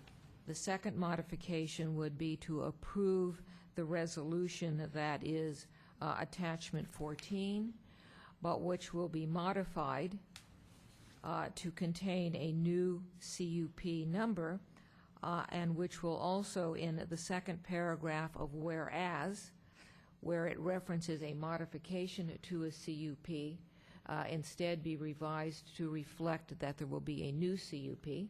All right, could you hold just 1 second? And staff, are we picking this up? Okay, continue.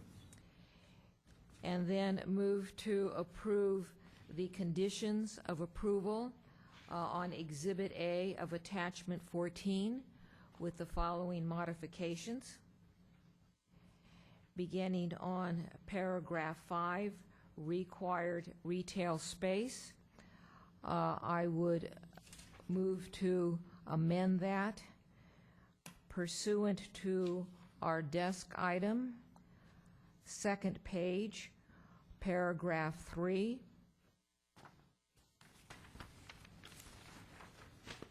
Where that provision is modified, and it's modified because the current 520 square feet of retail space, as it was originally drafted, did not specify that it could not be solely wine, whereas the staff's new required retail space provision has a provision that has a requirement for market items.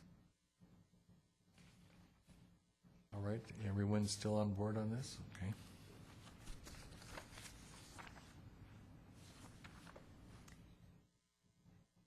And I actually don't know where this is in here, but I agree with I think it was Ms. McNutt or whoever, maybe it was the mayor. I would not add the additional seats. I think it went up to 35. I would not add those seats, although I don't know where in this paperwork that provision is contained. That's a good question. Number 8, I think, is the number of seats. And it does have the 35. Item 8, you see it on top? Right, and so that would be 31. Yeah, that would be reduced to 31.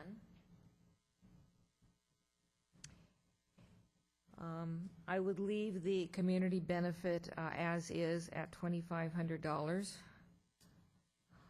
And I would also ask staff or the mayor, I'm going to modify any provision with regard to the wall between the two uses, and where is that currently? It's not included in the conditions of approval. There you go. All right. Then I would add a condition, whether it's in the resolution and/or conditions of approval, providing that the current opening between the two adjacent uses will be closed, and with a wall, which I assume is going to be a brick wall, but I'll just say a wall. And that's all of my motion at this point. All right. Any comment on the fee schedule, to the maker of the motion, the fee schedule for the additional costs of the conditional use permit? That's actually an item that I would look to council's input, but for the purposes of this motion and to keep us going forward, I will go along with staff's suggestion of paying the difference between the two applications for a total of $2,164.29. All right. Do we have a second for that motion? Second? We have a second from Ms. McNutt. Discussion? Yes. Yeah.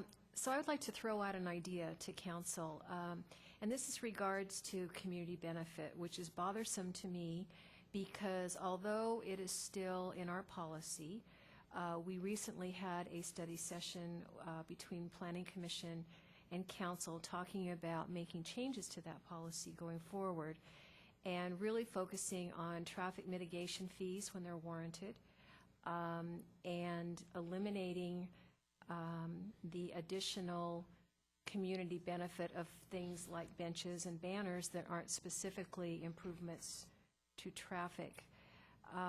So since we're headed in that direction, and since we are surprising the applicant with an additional fee for separating out this CUP, I'm wondering if it would be a good idea to, in this case, eliminate the community benefit and let them pay the fee. So it's almost exactly the same amount of money, and that way it's not additional out-of-pocket for them. I'm feeling that it's a little unfair at this point. I mean, maybe much earlier in this, we all should have recognized that this needed to be a separate CUP. So we're kind of surprising them. So that was just an idea to throw out for council for your opinion.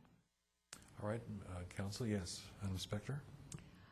The maker of the motion would have no problem eliminating the provision for community benefit because I know we're not there yet on our policy, but I do think a community benefit that is required because of the increased traffic should have something to do with traffic. And so I am willing, as part of this motion, to delete the provision requiring community benefit, which is paragraph 18. All right. Are you going to include that as a revise of your motion? Yes, I am. The seconder of the motion? Yes, sir. All right. And I'm going to agree with that when we get to the vote because I do think that's fair and appropriate, particularly given the fact that we're in the midst of a discussion of how we are going to deal with community benefit in the long run. You know, we have obviously attempted appropriately on the staff's part to exact what is currently in our language, but I do think the additional conditional use permit for the applicant's willingness to do what the council is interested in achieving is appropriate. Any other questions? Yes, Ms. Spector. And I would further add to my motion that this matter be returned to us as soon as possible, no later than the second meeting in October, as a consent item. Thank you. And that would also be for the maker of the second. Yes. Can I ask a question of staff? We've designated the second meeting in October. Is there any possibility, given the specificity of this motion and the issues that seem to be already agreed upon by the applicant, is there any issue that would prevent us from seeing this again the first meeting in October, since is this an extra, we have an extra week in there since, no, I guess we don't. So that would be October 3. Any possibility at all, or are we blocked because of noticing demands and those kinds of things, Madam Attorney? The staff recommends that this matter be noticed as a new CUP, and that would be consistent with the general guidelines. We may be able to, and that the date for publication is premised on the town publishing in the Los Gatos Weekly.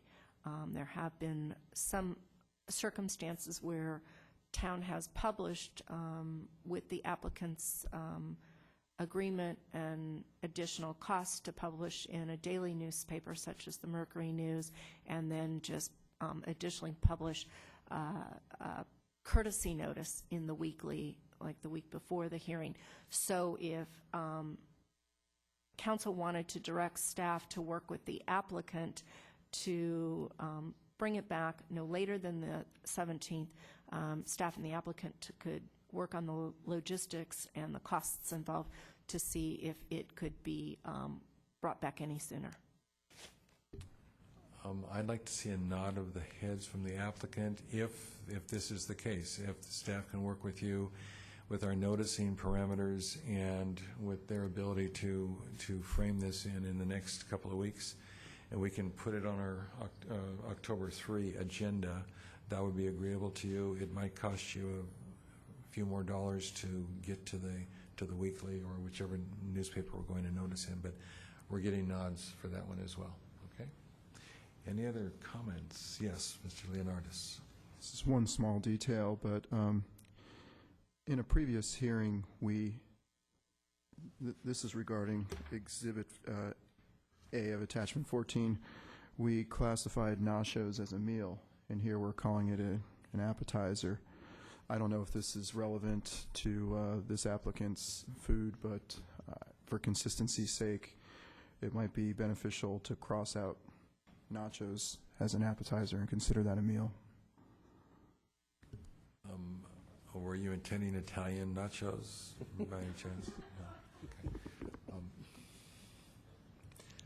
Okay. I'm not really that familiar with how we've specified our small food-like substances that are not food, but you obviously have an angle on this, Mr. Leonardis? When we were approving Pedro's, we made it a point, I think it was Councilwoman McNutt singled out nachos, and she said that should be stricken from the policy because nachos can be a meal. So it's my only, just for consistency's sake.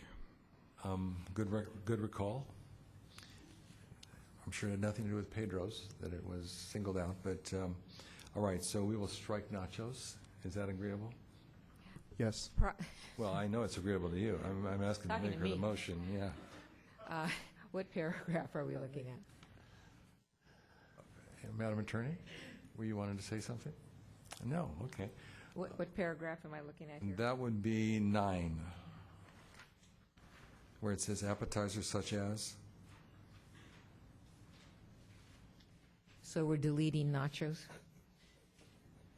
I tell you what, to move this along. It's gotten down to this. Yeah, okay? to move this along, if the seconder wants to delete nachos, I will delete nachos. Okay. Sure, why not? Okay, I think we've got agreement on that one. Any other comments? Yes, Mr. Vice Mayor. Yeah, I'm going to support the motion. I just wanted to point out something that catches me is something that we need to address, which is if in this particular marketplace type of a concept, if a sandwich was made at 10 o'clock and wrapped up and put in the case, and I went in and bought it at noon, it's retail. If the same sandwich isn't made until I arrive, it's restaurant. And hence the reason we are coming into an issue of square footage and that kind of thing, and I appreciate the applicant being flexible on this. I think this is something we're going to come across in the future, we're going to have to deal with, but I think that the square footage number that we ended up with, I'm comfortable with, and I'm comfortable with the breakdown of it. So I just want to make sure that that's implicit in the motion, that as that map was shown, the floor plan of the percentage of retail versus restaurant, I'm comfortable with that. Okay, other comments? Yes, Ms. Spector? Since the Vice Mayor was sort of looking at the maker of the motion here, yes, I am comfortable with the rendering of square footage provided to us by the applicant. Okay, I want to say something, and then we're going to ask Ms. McNutt to make a comment.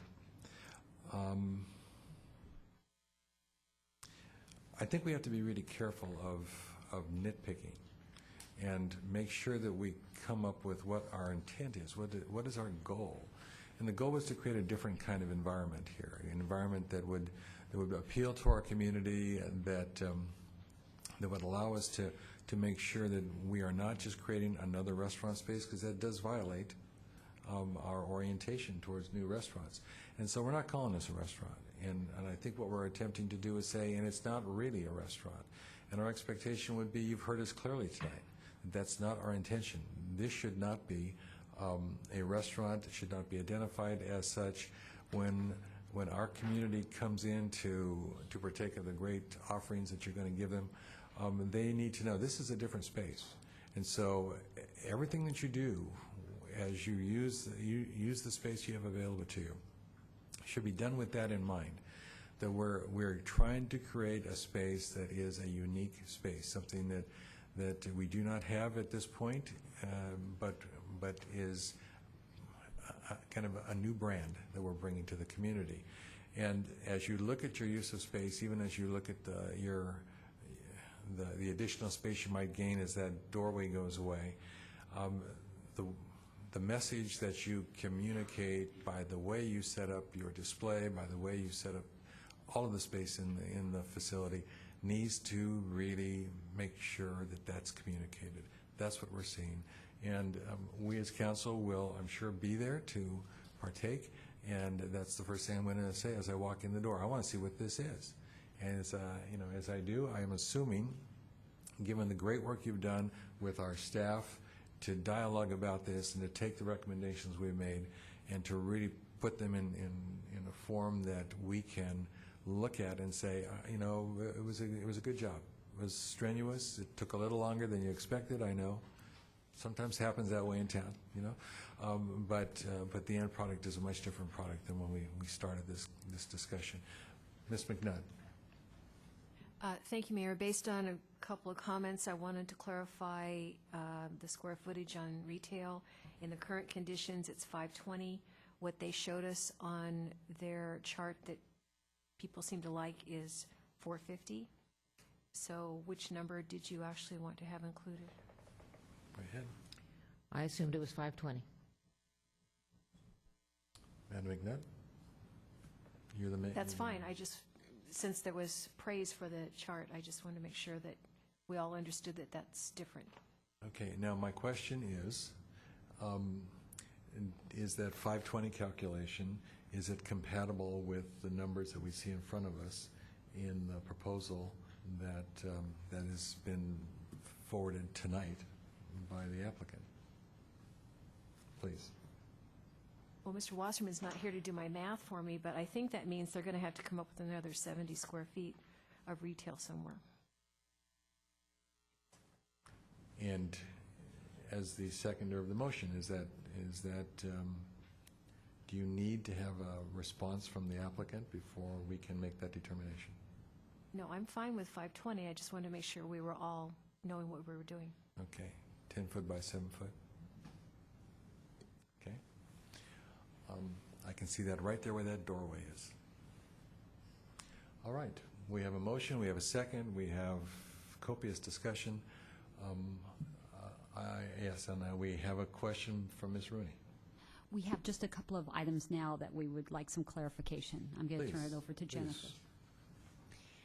Going back to alcoholic beverage service, we wanted to clarify that the town council would like food service required as opposed to just available as proposed by the applicant. Okay, turn to the maker of the motion. The answer is yes. Seconder? Yes. All right, next question. The next question is clarifying or confirming that the council is not placing the kitchen and cooking equipment condition that would require removal of that equipment should there be any change of use or ownership. Yes. I am not requiring it.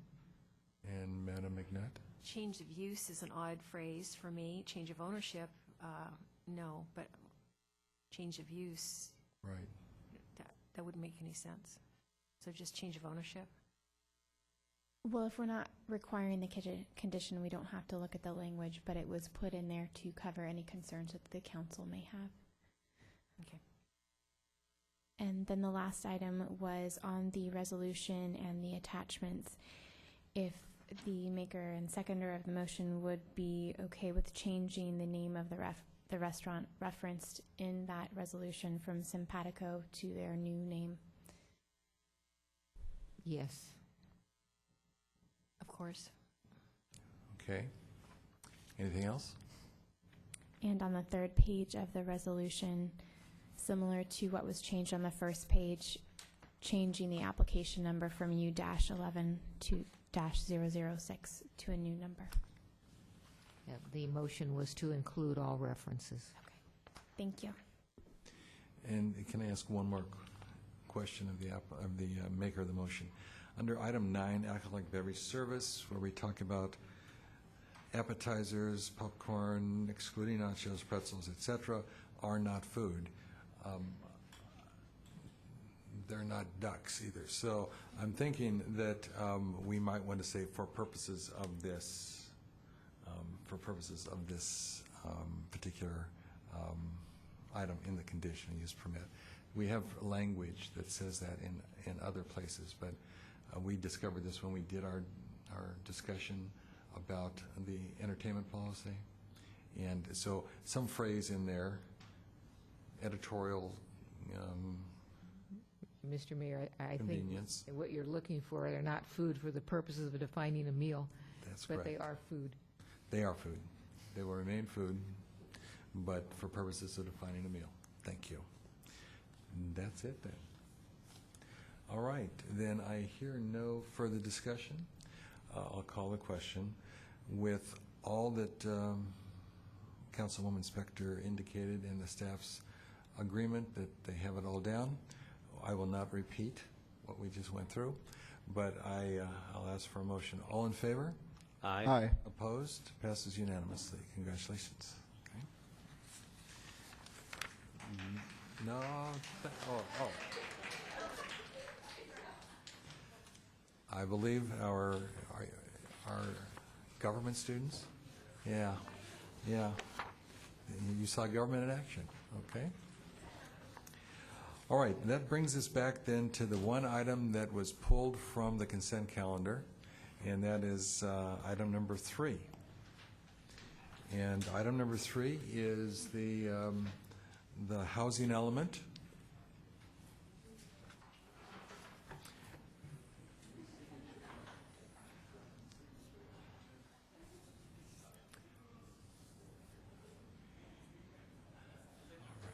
The housing element request on the part of staff is in front of us.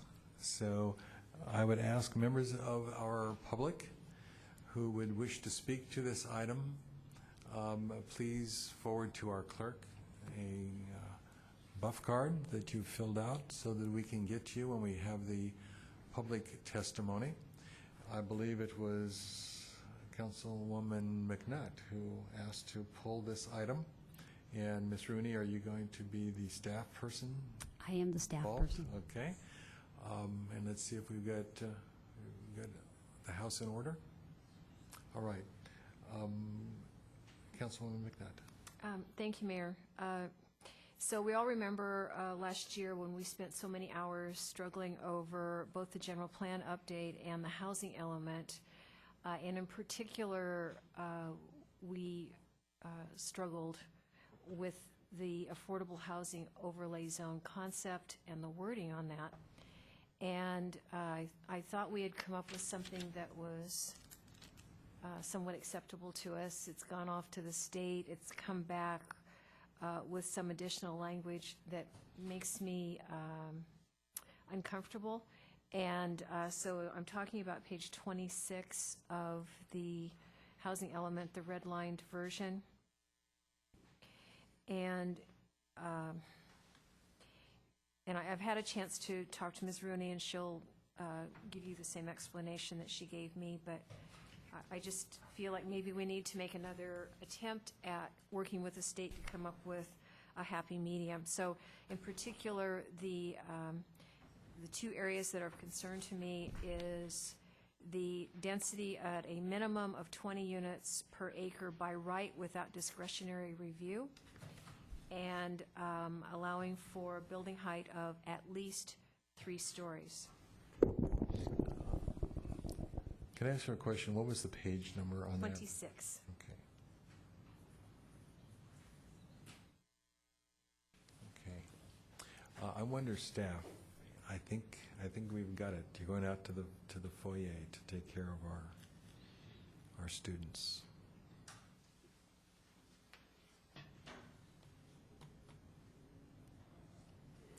All right, proceed. That concludes my statement. All right, so Were we not listening? surprise. Well, I just always think there's more. There often So is. the only issue you're speaking about is on page 26. Yeah, it's just, only it's issue. very severe and harsh to say, even if the state is saying this is what's required, to say a density of 20 units per acre without discretionary review and building heights of at least 3 stories on the areas designated for potential housing overlay zones. Okay, so this building heights and the review process. Yes. Thank you. All right. Well, Mr. Mayor, I yes, have Ms. I have 2 options for you. There appears to be, based on public comments we received that were sent to you in a desk item, that there is some misperceptions of the public of what is happening this evening. So I do have some prepared comments. It'll take me about 5 minutes to go through that. It gives a little more history than just the answer to the 2 questions, Okay. or alternatively, staff could just answer those 2 questions. So it would be the council's discretion. I would recommend you put it in context for Okay. our public Great. in Well, 5 and- minutes. Okay? Yeah. Great. Thank you. Please note that you do have a desk item that does have 2 comments that were received by the public over the last couple of days. It also has an exhibit. It's figure 6.1 that was inadvertently omitted from the red line of the housing element, and that simply shows the 6 properties that have the overlay applied to them. As the council is well aware, this is a product of 2.5 years of extensive and careful town staff, Planning Commission, General Plan Committee, and Town Council review that involved public review at each step of the process. All meetings were duly noticed and advertised over the last 2.5 years. Between late 2008 and November 2010, the town conducted 8 General Plan Committee reviews, 8 separate meetings, 1 joint Planning Commission and Town Council meeting, and 1 Planning Commission public hearing and 1 Town Council public hearing. 11 meetings altogether. The Plan Commission unanimously recommended approval of this document, and the Town Council unanimously approved the document. The town had 3 public review drafts that were on the town website over the last approximately 2 years that were there for public review also. Subsequent to the Town Council approval on November 1st, 2010, the State Department of Housing Community Development, that we call HCD, conducted their 3rd and final review of the housing element. That concluded around April of 2011. And the items that they had directed changes to are contained on attachment 1 of your staff report.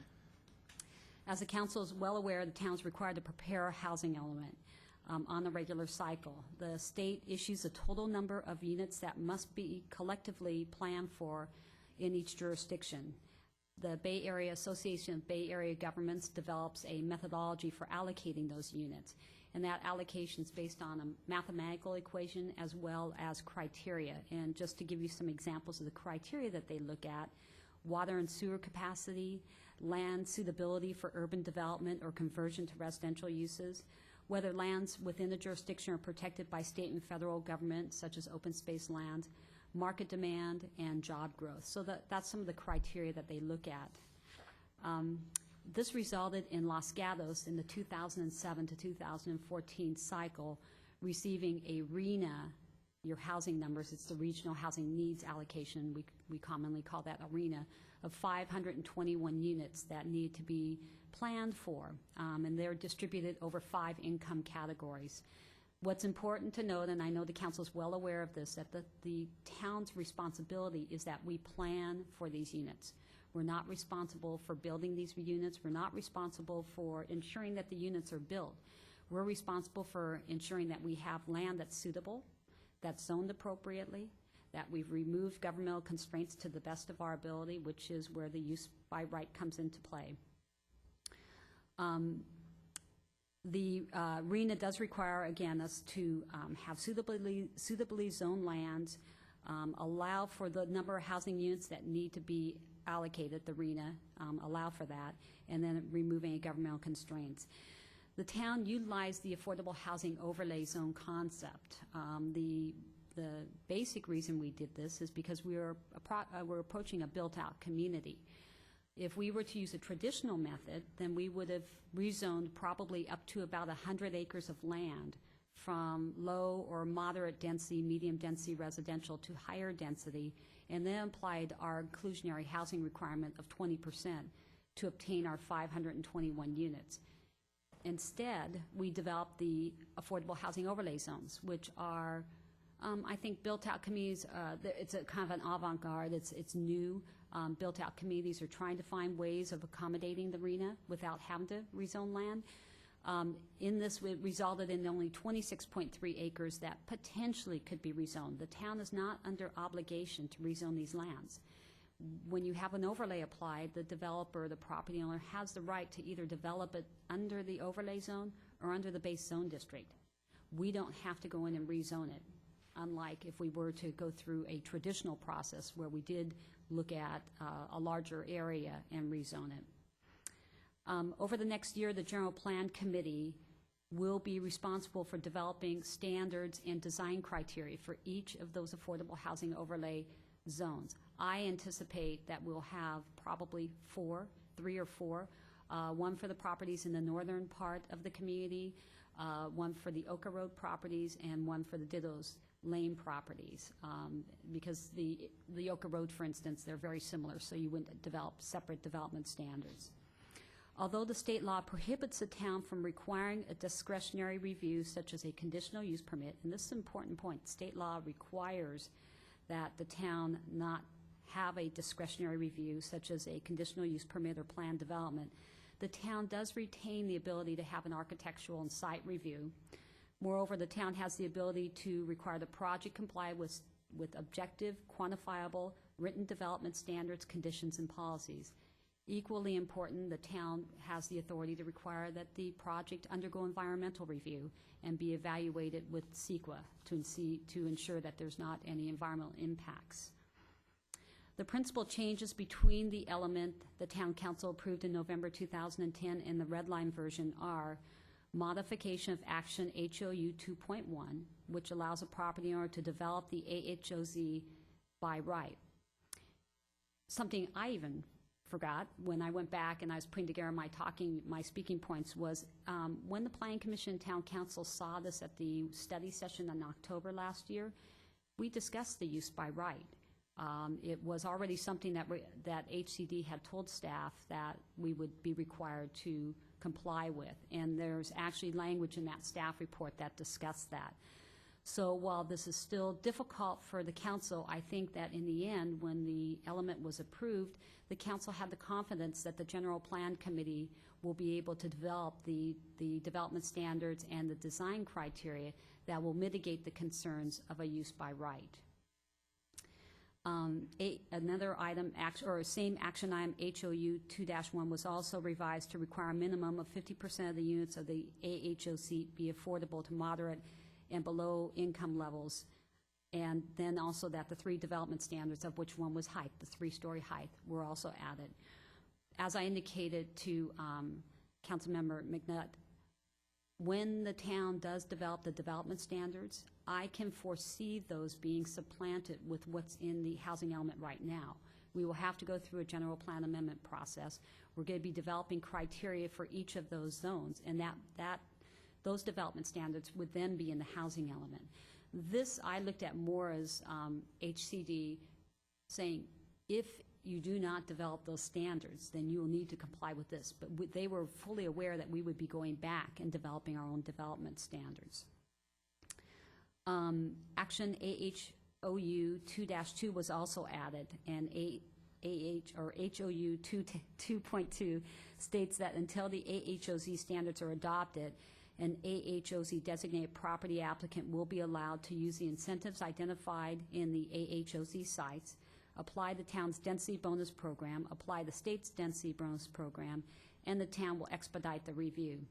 Well, it's important to note that any applicant right now can apply for the town's density bonus program as well as the state's density bonus program. So those are already granted. The only thing that differs now is that it has the language that an expedite review process would be required, and we were expecting that anyhow. And finally, the other substantive item that was added in that between November and April was HOU, I keep saying AHOU, sorry, HOU 6.7, which requires the town to conduct a study to evaluate parking space requirements for the RM zone district.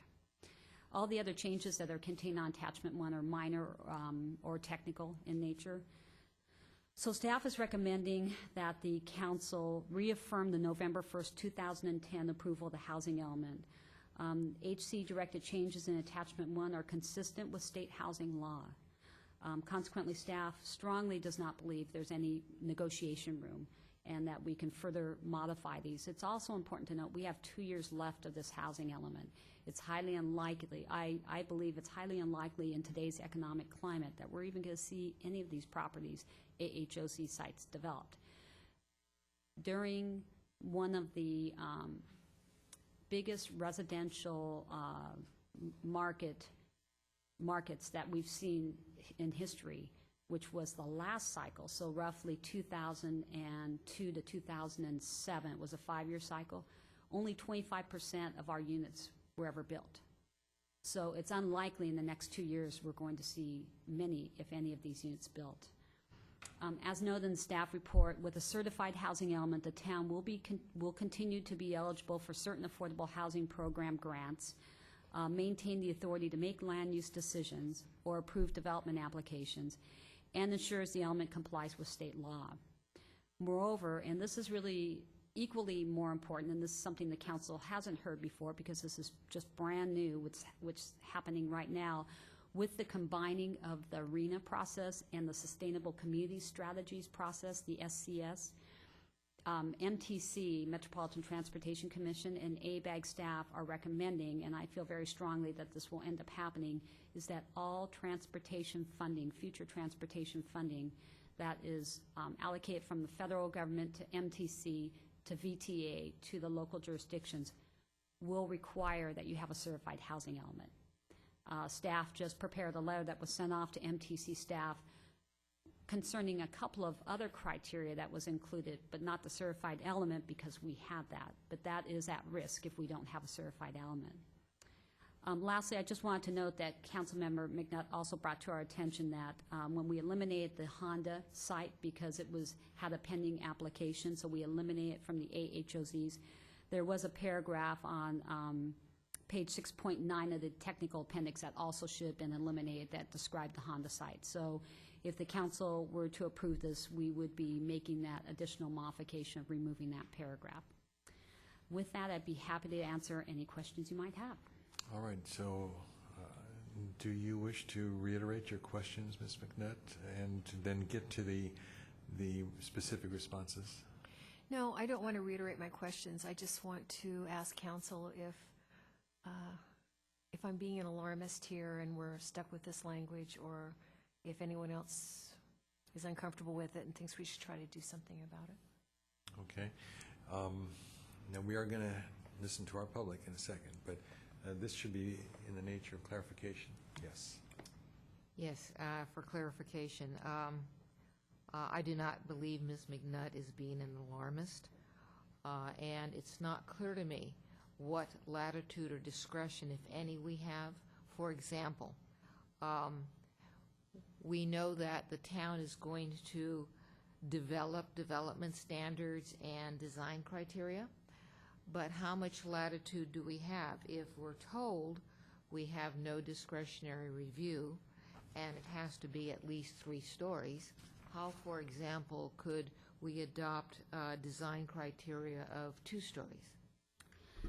Again, I believe strongly that when we adopt, HCD was well aware that we were going to go back and develop the design criteria and development standards for each of the AHOZs. And so I feel comfortable saying that when we go back and develop that, and we may determine in some locations, such as maybe the North Bay site or the courthouse site, maybe it is appropriate for 3 stories, maybe it's not. Oka Road, I could see that probably being more 2 stories, or maybe there is a 3rd story, it's set back. I think we have lots of alternatives to evaluate. The General Plan Committee will need to evaluate those. When we do develop that, those development standards will then replace what is in here, because we'd have to go through a general plan amendment to amend our housing element with those development standards. The one item I didn't mention, and I forgot to mention, I'm sorry, was the 20 units per acre, and I know that was a concern of Councilmember McNutt.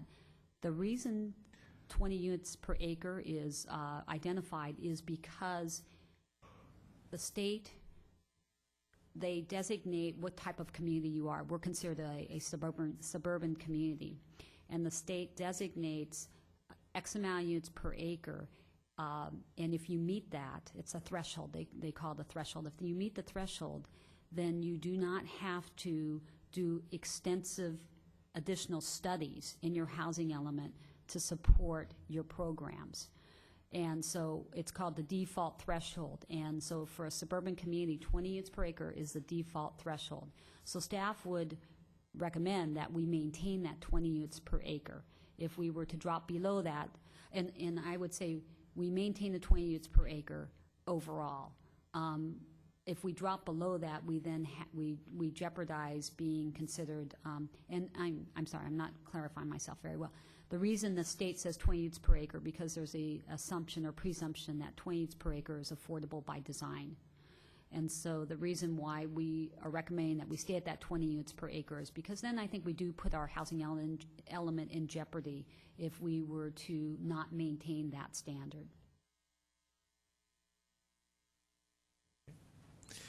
All right, speaking about discretionary review, because that's an additional piece of language that wasn't in the original approval that Commission and Council went through.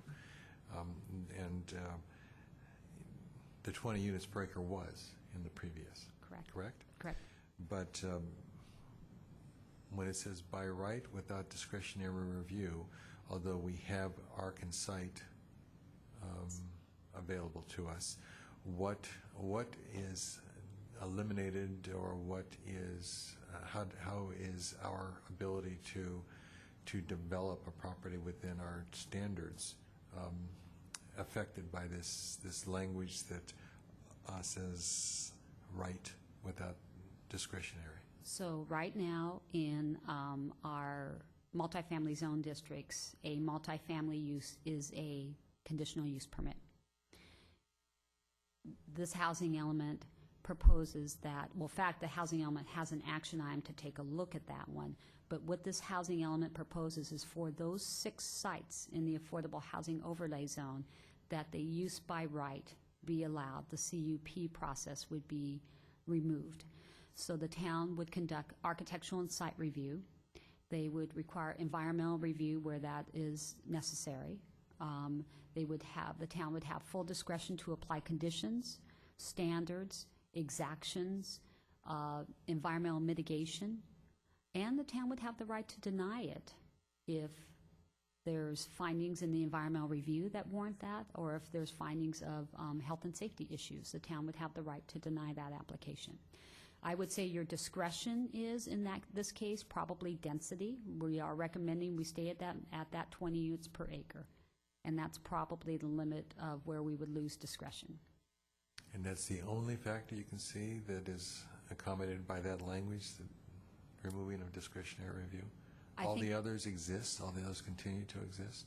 Well, I think our town has high standards, and I think those standards could be achieved if we build that into the affordable housing overlay zones. If we didn't have the criteria in there, then I feel it would be difficult to deny projects. If we have that high standard criteria in the housing element, as I believe the General Plan Committee envisioned that would occur, then I believe that we would have the right to deny it if they're not meeting that criteria.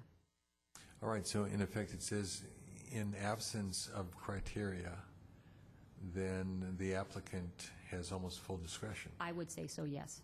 All right, but because we have the type of planning criteria that we do have and will continue to develop, then the discretion actually is limited by design. Correct. Okay. Yes. So if we leave that language, knowing the pace of process for the next 18 months or so, or 2 years, if any application comes in, we are stuck with what is here. So we actually have a year in which we have to adopt this criteria. We had a year from, actually, it's really more like 9 months that we have to have this done by June of 2012. If an application were to come in right now, then I would say that they would be able to follow what's in the housing element at this point, with the caveats that the HCD has added, or the additional requirements, shall we say. Environmental review would still be maintained, conditions of approval would still be maintained, but that design criteria or development standards would be defaulting to this or to the base zone district, whichever the applicant chose to develop under. Okay, I'm going to ask Ms. Spector and then the Vice Mayor. What if tonight we approve this without that new language that the state has given to us, the without discretion and at least 3 stories? I believe the state would decertify us. It was strongly stressed to state that we're out of compliance with state law. And then we couldn't do land use applications or get transportation funding. The transportation funding is a potential. I think it's a pretty strong potential. The grant funding is an absolute. The grant funding for affordable housing, the ability for the state to terminate our ability to issue permits is legal. However, I'm not sure how often. I doubt that has been exercised that often. I think it has been exercised, but not often. So that's probably our worst consequences right now would be the potential of losing all transportation grants and definitely losing all affordable housing grants, and then not having a certified housing element, which gives the town the assurance it's in compliance with state law. Thank you. Okay, Vice Mayor. Thank you. So to answer Councilwoman McNutt's question, no, I don't think you're being alarmist. I have the same concerns. I want to throw a hypothetical at you. So first of all, we're 4 years into a 7-year plan. Is tonight a deadline of some sorts that we have to adopt this?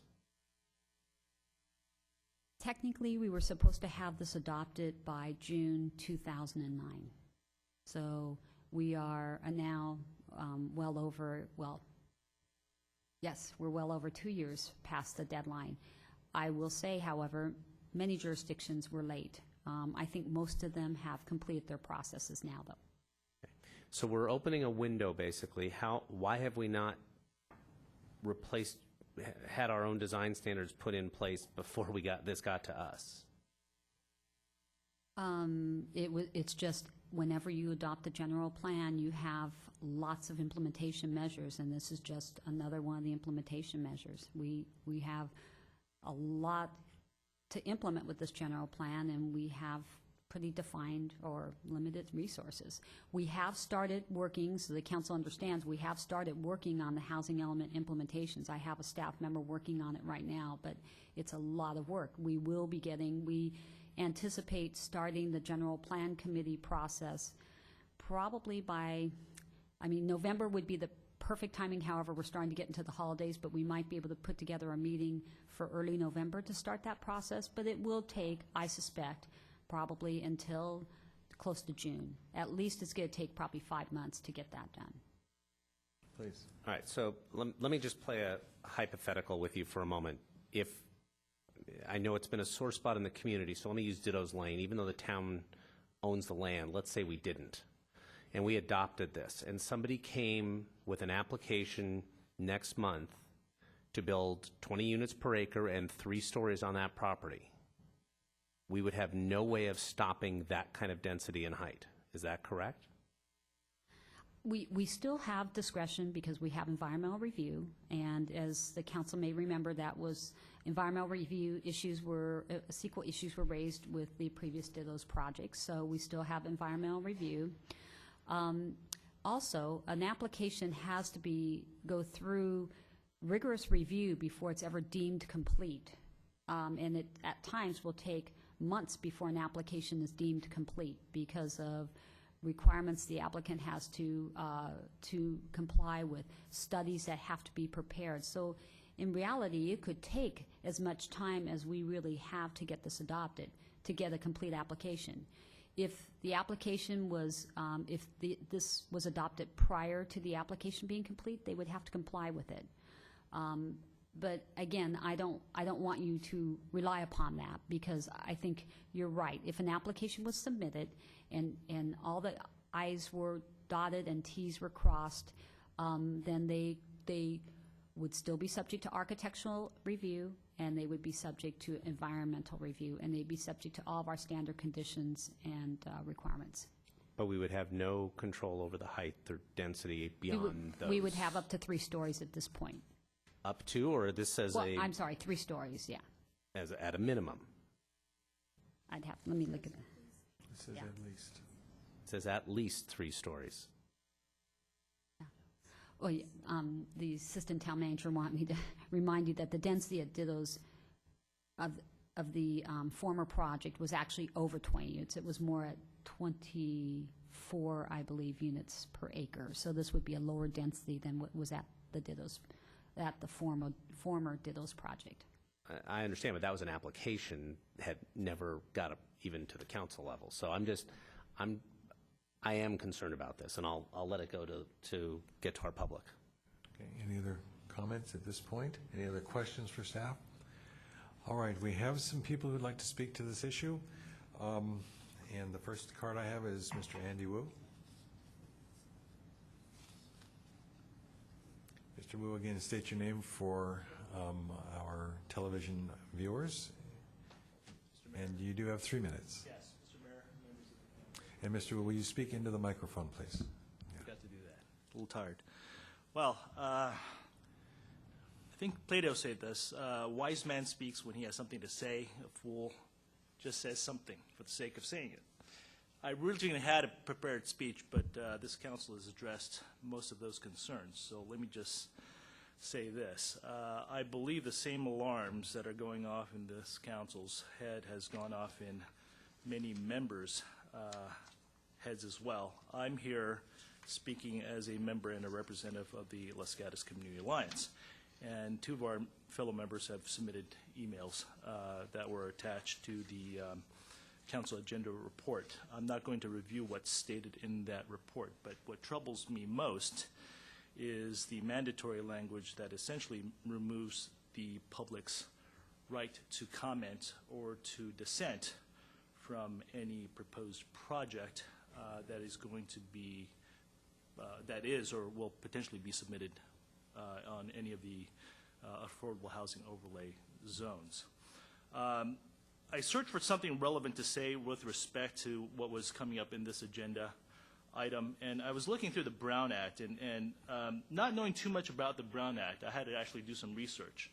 And I ran across a May 2007 memo that was published by the Attorney General's office, which basically states to me as a citizen that the Brown Act guarantees that I have a right to be noticed of any business conducted by a municipality, and I have the opportunity to be heard in that decision-making process.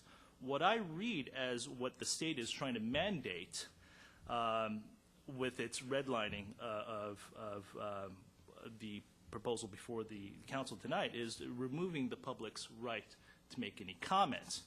Just one quote from Roman Senator Marcus Tullius Cicero, and he stated, "Silient enim legis inter arma," and that's the classical pronunciation, not the liturgical one. I had to practice that a little bit. And what that says in Latin is, silent is the rule of law in times of war. As far as I know, we are not engaged in any sort of civil war in this nation or in this municipality.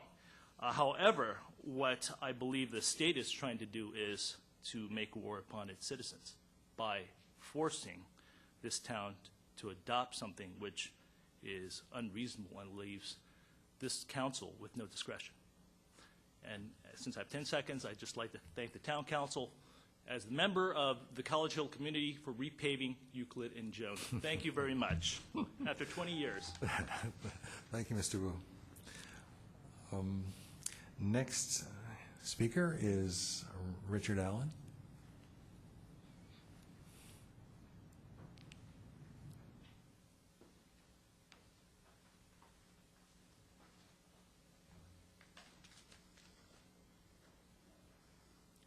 Thank you, Mr. Mayor and council members. My name is Richard Allen. I live at 172 College Avenue in Los Gatos. I'm also a member of the Los Gatos Community Alliance.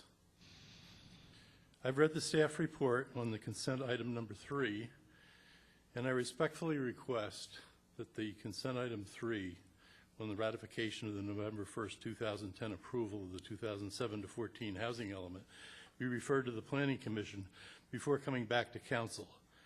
Some of the changes in that document are substantial, and it's not clear to me how they will change the current procedures and affect future applications for housing developments.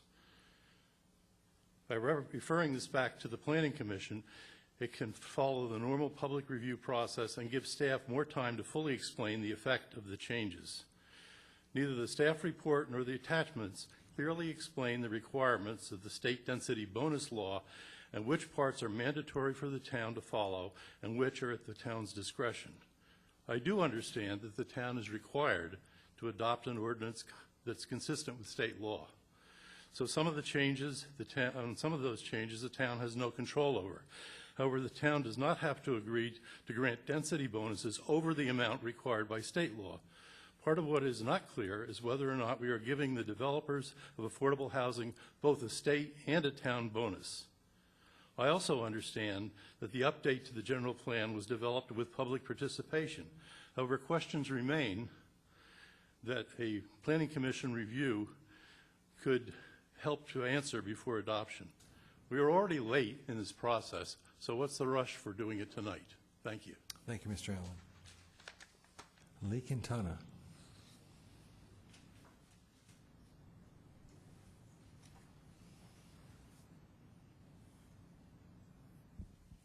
Hi.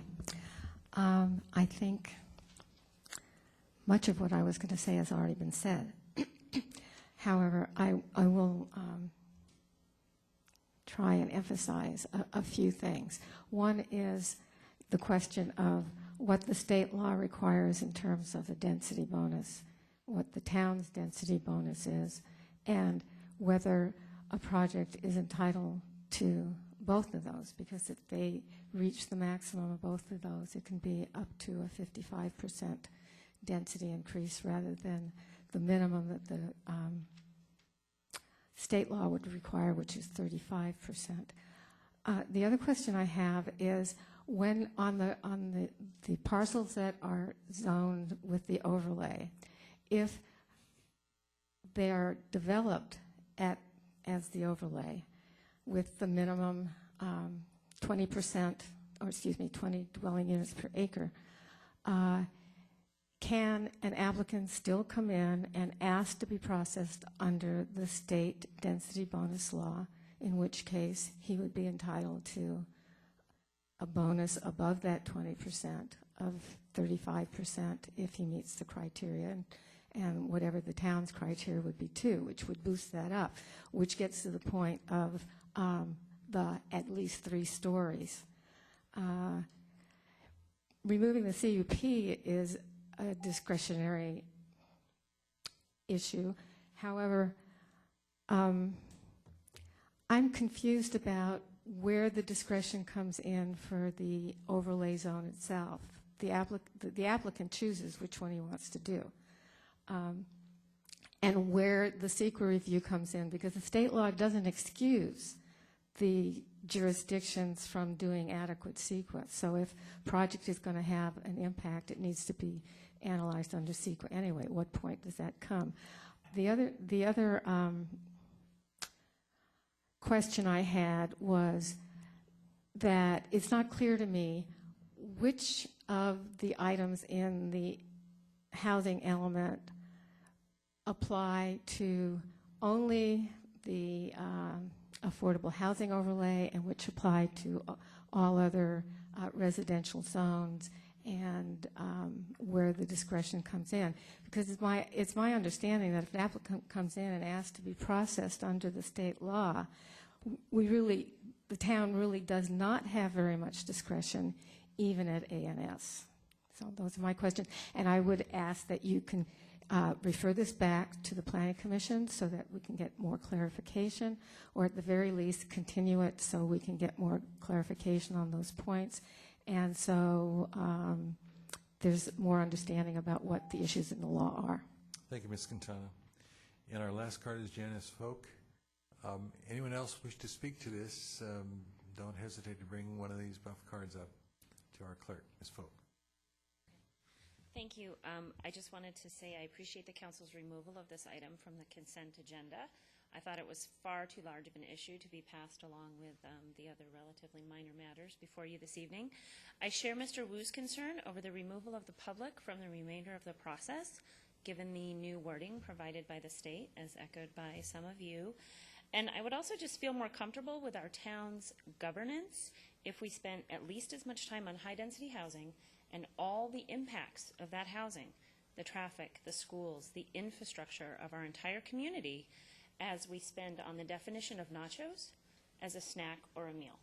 So this evening, the nachos were really winning out here until the very last minute, so I appreciate your consideration of this as a very serious matter. Our general plan has gone on for this long, as you said, without a housing element, and anchoring it on this very controversial issue is concerning to me, so thank you. Thank you. Again, anyone else wish to speak? Then I think we will close the public hearing and look to council for clarification. Yes, Ms. McNutt. Thank you, Mayor. First of all, I do want to reassure the public that last year we spent many, many hours on the housing element separate from the general plan. So housing element's still winning in the balance between that and nachos. I think to me the two dates that are most interesting are June 2009, when this thing was supposed to be certified, and June 2012, when supposedly we're going to have the criteria. And I'm wondering if a solution would be to continue this to some time in the future, a date uncertain, so as to narrow the gap between whatever it is we end up doing with this and when we actually have the criteria. So January sounds like a good time to me. So we're down to, maybe we'll even move that June date back to April and May and get those done. So what do we think of that idea, Council? So you're not making that motion, you're just No, it's for throwing the idea discussion out. purposes. Okay. So comments, Mr. Vice Mayor? I like that idea. Okay. I think anything we can do to close that window a little bit to give us as much control as the state will allow us to have locally, as opposed to dictated from Sacramento, is to our benefit. And if you wanted to make that a motion, I would second it, or if you would like, I'll make a motion to continue this item to a date uncertain in the future. And you've made a motion, so we'll encourage a second, but I hope that we do have in the discussion portion some opportunity to clarify some more of these ideas. So we have a motion to continue this to a date uncertain with recommendations to staff to I'm sure, investigate further some of the questions that will arise. Do we have a second? I'll second and see where the discussion goes. All right. So we'll start with Ms. Spector.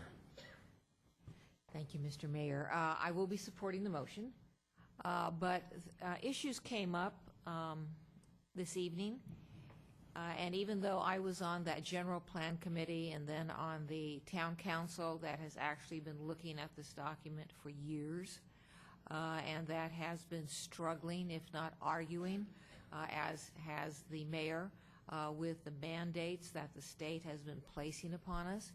But so even though I've done all of that, issues came up this evening and have actually come up in the past that at some point I would like clarified. I don't know if it would be when this comes back before us at some indefinite time, or whether it's information to the general plan committee. For example, this density bonus and the state density bonus versus somebody else's density bonus. I have seen that issue floating around, and I don't know the answer. And so that would be something that I would like to be informed about. And so again, leaving it up to staff, whether this comes back, this kind of information comes back when this undefined housing element comes back to us, or at some other point, I would be interested in that information. Okay, thank you. I have a couple of comments for you, Ms. Rooney. My recollection from previous housing element approvals is that we did not have the language in those previous approved elements that included the minimum of and the discretionary review and the at least 3 stories. These are amendments to our housing element this time. You say that came straight from HCD, and the intent was, is this a tightening up at state level, or is this a reflection on this new concept of the housing overlay zone that we introduced this year? Because we didn't have housing overlay zones, as I recall, previously. I would say that every cycle the state tightens it up even more and more. So I would suspect that in 2014, well, frankly, we're starting the process now. For the 2014 cycle, we're going to see even more restrictions. So yes, every cycle the state tightens it up more, and jurisdictions, if you want to say, are squeezed harder more and more. And I think that's what's occurring now. Okay. So this would be applicable to all agencies that are revising their housing elements at this time? Well, various requirements. It just depends what an agency is proposing. So it's various requirements. The 20 units per acre, the default densities, is applicable to every jurisdiction within California. Depends on what type of jurisdiction they are, if they're a suburban, or if they're an urban, or if they're a rural. Right, and that 20 was in the previous approvals from the correct. That's been consistent committee and the throughout. Commission and the council. Yes. Yeah. And again, the use by right was discussed in the, staff knew going into the study session with the council back in October that the use by right was going to be an issue, and so we flagged that just to the overlay properties. It's not applying to any other. I think there was a question, does it apply across all of our zone districts? And no, it's just to the 6 affordable housing overlay sites. We have an action item that requires us to study removal of the conditional use permit process in the RM zone district. But what HCD required us to do at this point was just on those 6 AHOZ sites.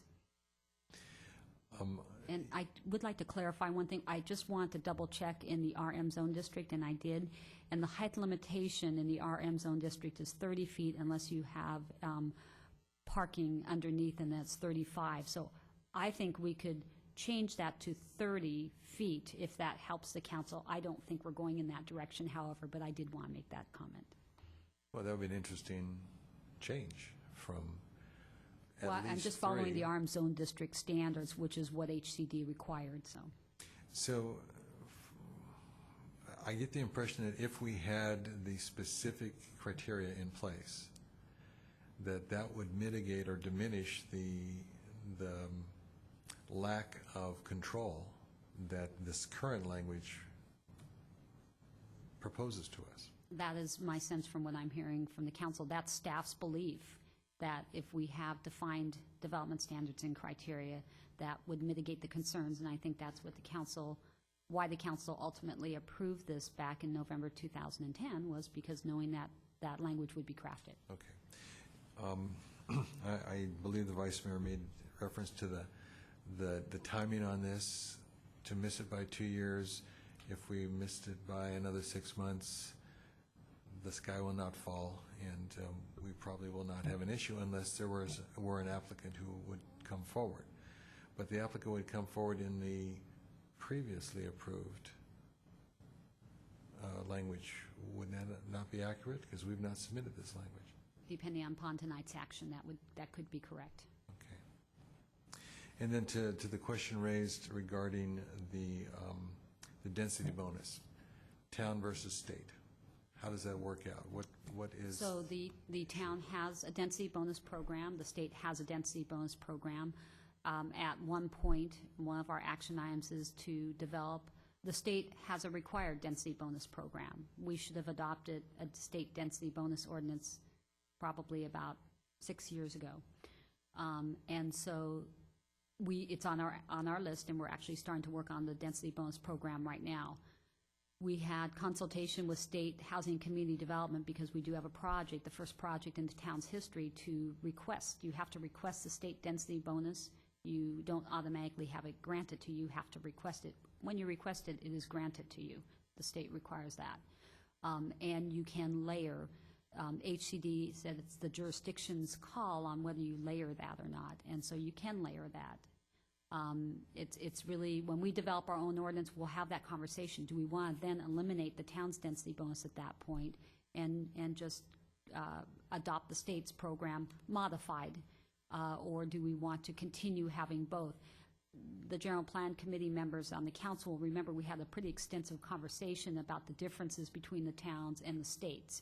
And in some cases, the town offers a greater flexibility with affordable units, obtaining more affordable units, and in some cases, the states does. I think the towns, at the larger the project, the towns results in more affordable units. So we're going to have that conversation when we develop that ordinance, which staff is starting the research, has already started the research on that. I anticipate you will probably see that, a draft of that, probably sometime in early 2012.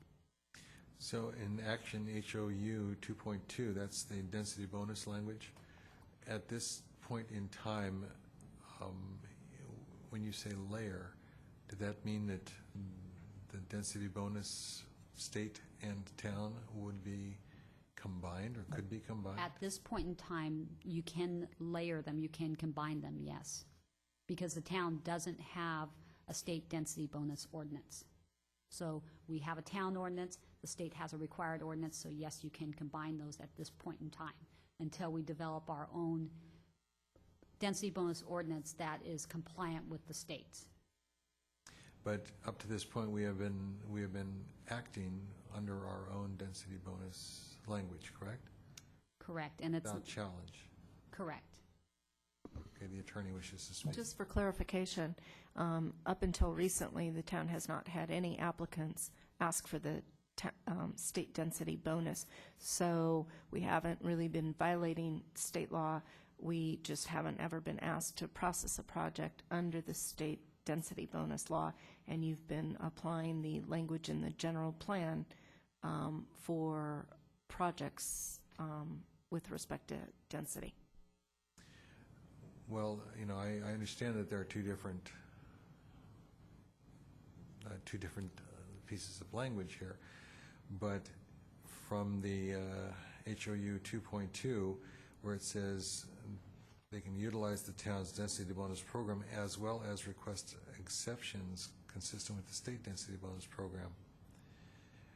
Does that mean exceptions to the town's density bonus proposal? No, that would be exceptions to development standards. Okay, so it is actually a combination of both, and that would be allowed by this language. Correct. Okay. Until we adopt a density bonus ordinance, and at that point in time, the town council can decide whether to eliminate the town's density bonus language in the general plan. That's all we have is language in the housing element. We don't have an ordinance, and we don't have a zoning code requirement. And at that point, the town can craft it exactly how they would want that. Okay. Yes, Ms. McNutt. So it seems to me that the ideal scenario would be that we would get the revised housing element, the density bonus ordinance, and the criteria as a nice package all at once, sometime in early 2012. Yes? If I might add to that, we can get the density bonus ordinance done faster than we can get the overlay language done. That's going to take probably a series, I'm going to guess, of 6 to 8 meetings with the GPC to get that language done. I would highly recommend that if we get the density bonus ordinance done, let's get that moving and not delay it. And I'm pretty sure we can't get that language done with the overlays done by early 2012. I really believe it's going to be mid-2012 on the overlays. I would recommend we move everything as fast as we can, but not hold anything up. All right. Ms. Spector. Mr. Mayor, when you say that it's going to take us until June of next year to do the overlay zones, and whatever it is, 6 meetings or whatever with the GPC, is part of that time because of the number of overlay zones? And I ask that because why couldn't we just do one, which will give us our framework, and move this along more quickly, rather than 3 different ones?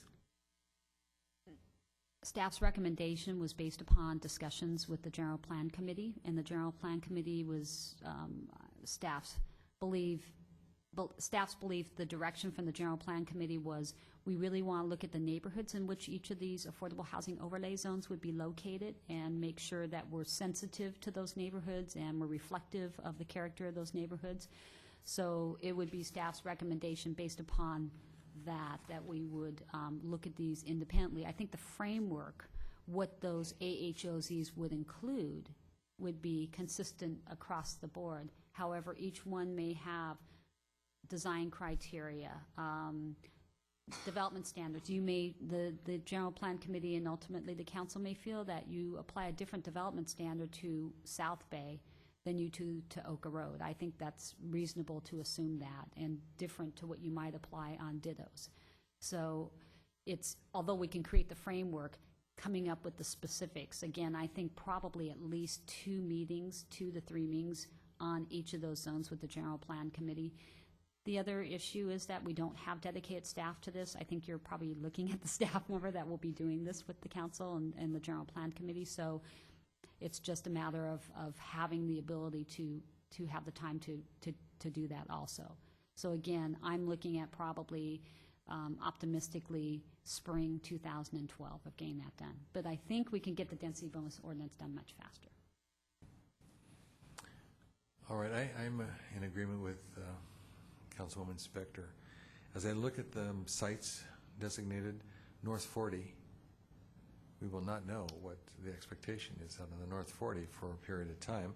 Oka versus South Bay. South Bay is basically in office and R&D right now. The Los Gatos Courthouse, we are looking at eliminating our interest in that site. I guess my sense is I would rather move this faster than slower shouldn't take as long if we do generalized language that could be applicable in all situations. As we're proposing it, it seems to me that we will maybe resolve this by the time we start the next housing element revise. Maybe. And I know at that time, I think we're going for 7 years, correct? And that's the change. And I also know that in the Association of Bay Area Governments, there's a great deal of discussion because all the communities are having the same impact that we're having at this point. And so there is talk about looking at a different format for the RENA numbers. And there's also the question of the new SB 375 demands for the build-out in the transportation corridors. I mean, there's a lot of moving parts right now. So my guess is that we've got to protect ourselves from the state and from what the state might do to us. So I would really recommend expediting this as much as possible, mostly to protect us, and not necessarily to assume that the final product will be exactly what we want. But I just don't like the being in the position where we are vulnerable to the off chance that someone might come in and say, I know what I want, and it's going to include both density bonuses and I want to go at least 3 stories, and I want to do it without constraints. So that would be the issue for me for expediting the process. Okay. Any other comments from council? We have a motion to continue instruction to staff sufficient for this. Okay. Then I'll call the question. All in favor? Aye. Aye. Opposed? Passes unanimously. And that is it for tonight. Meeting is adjourned.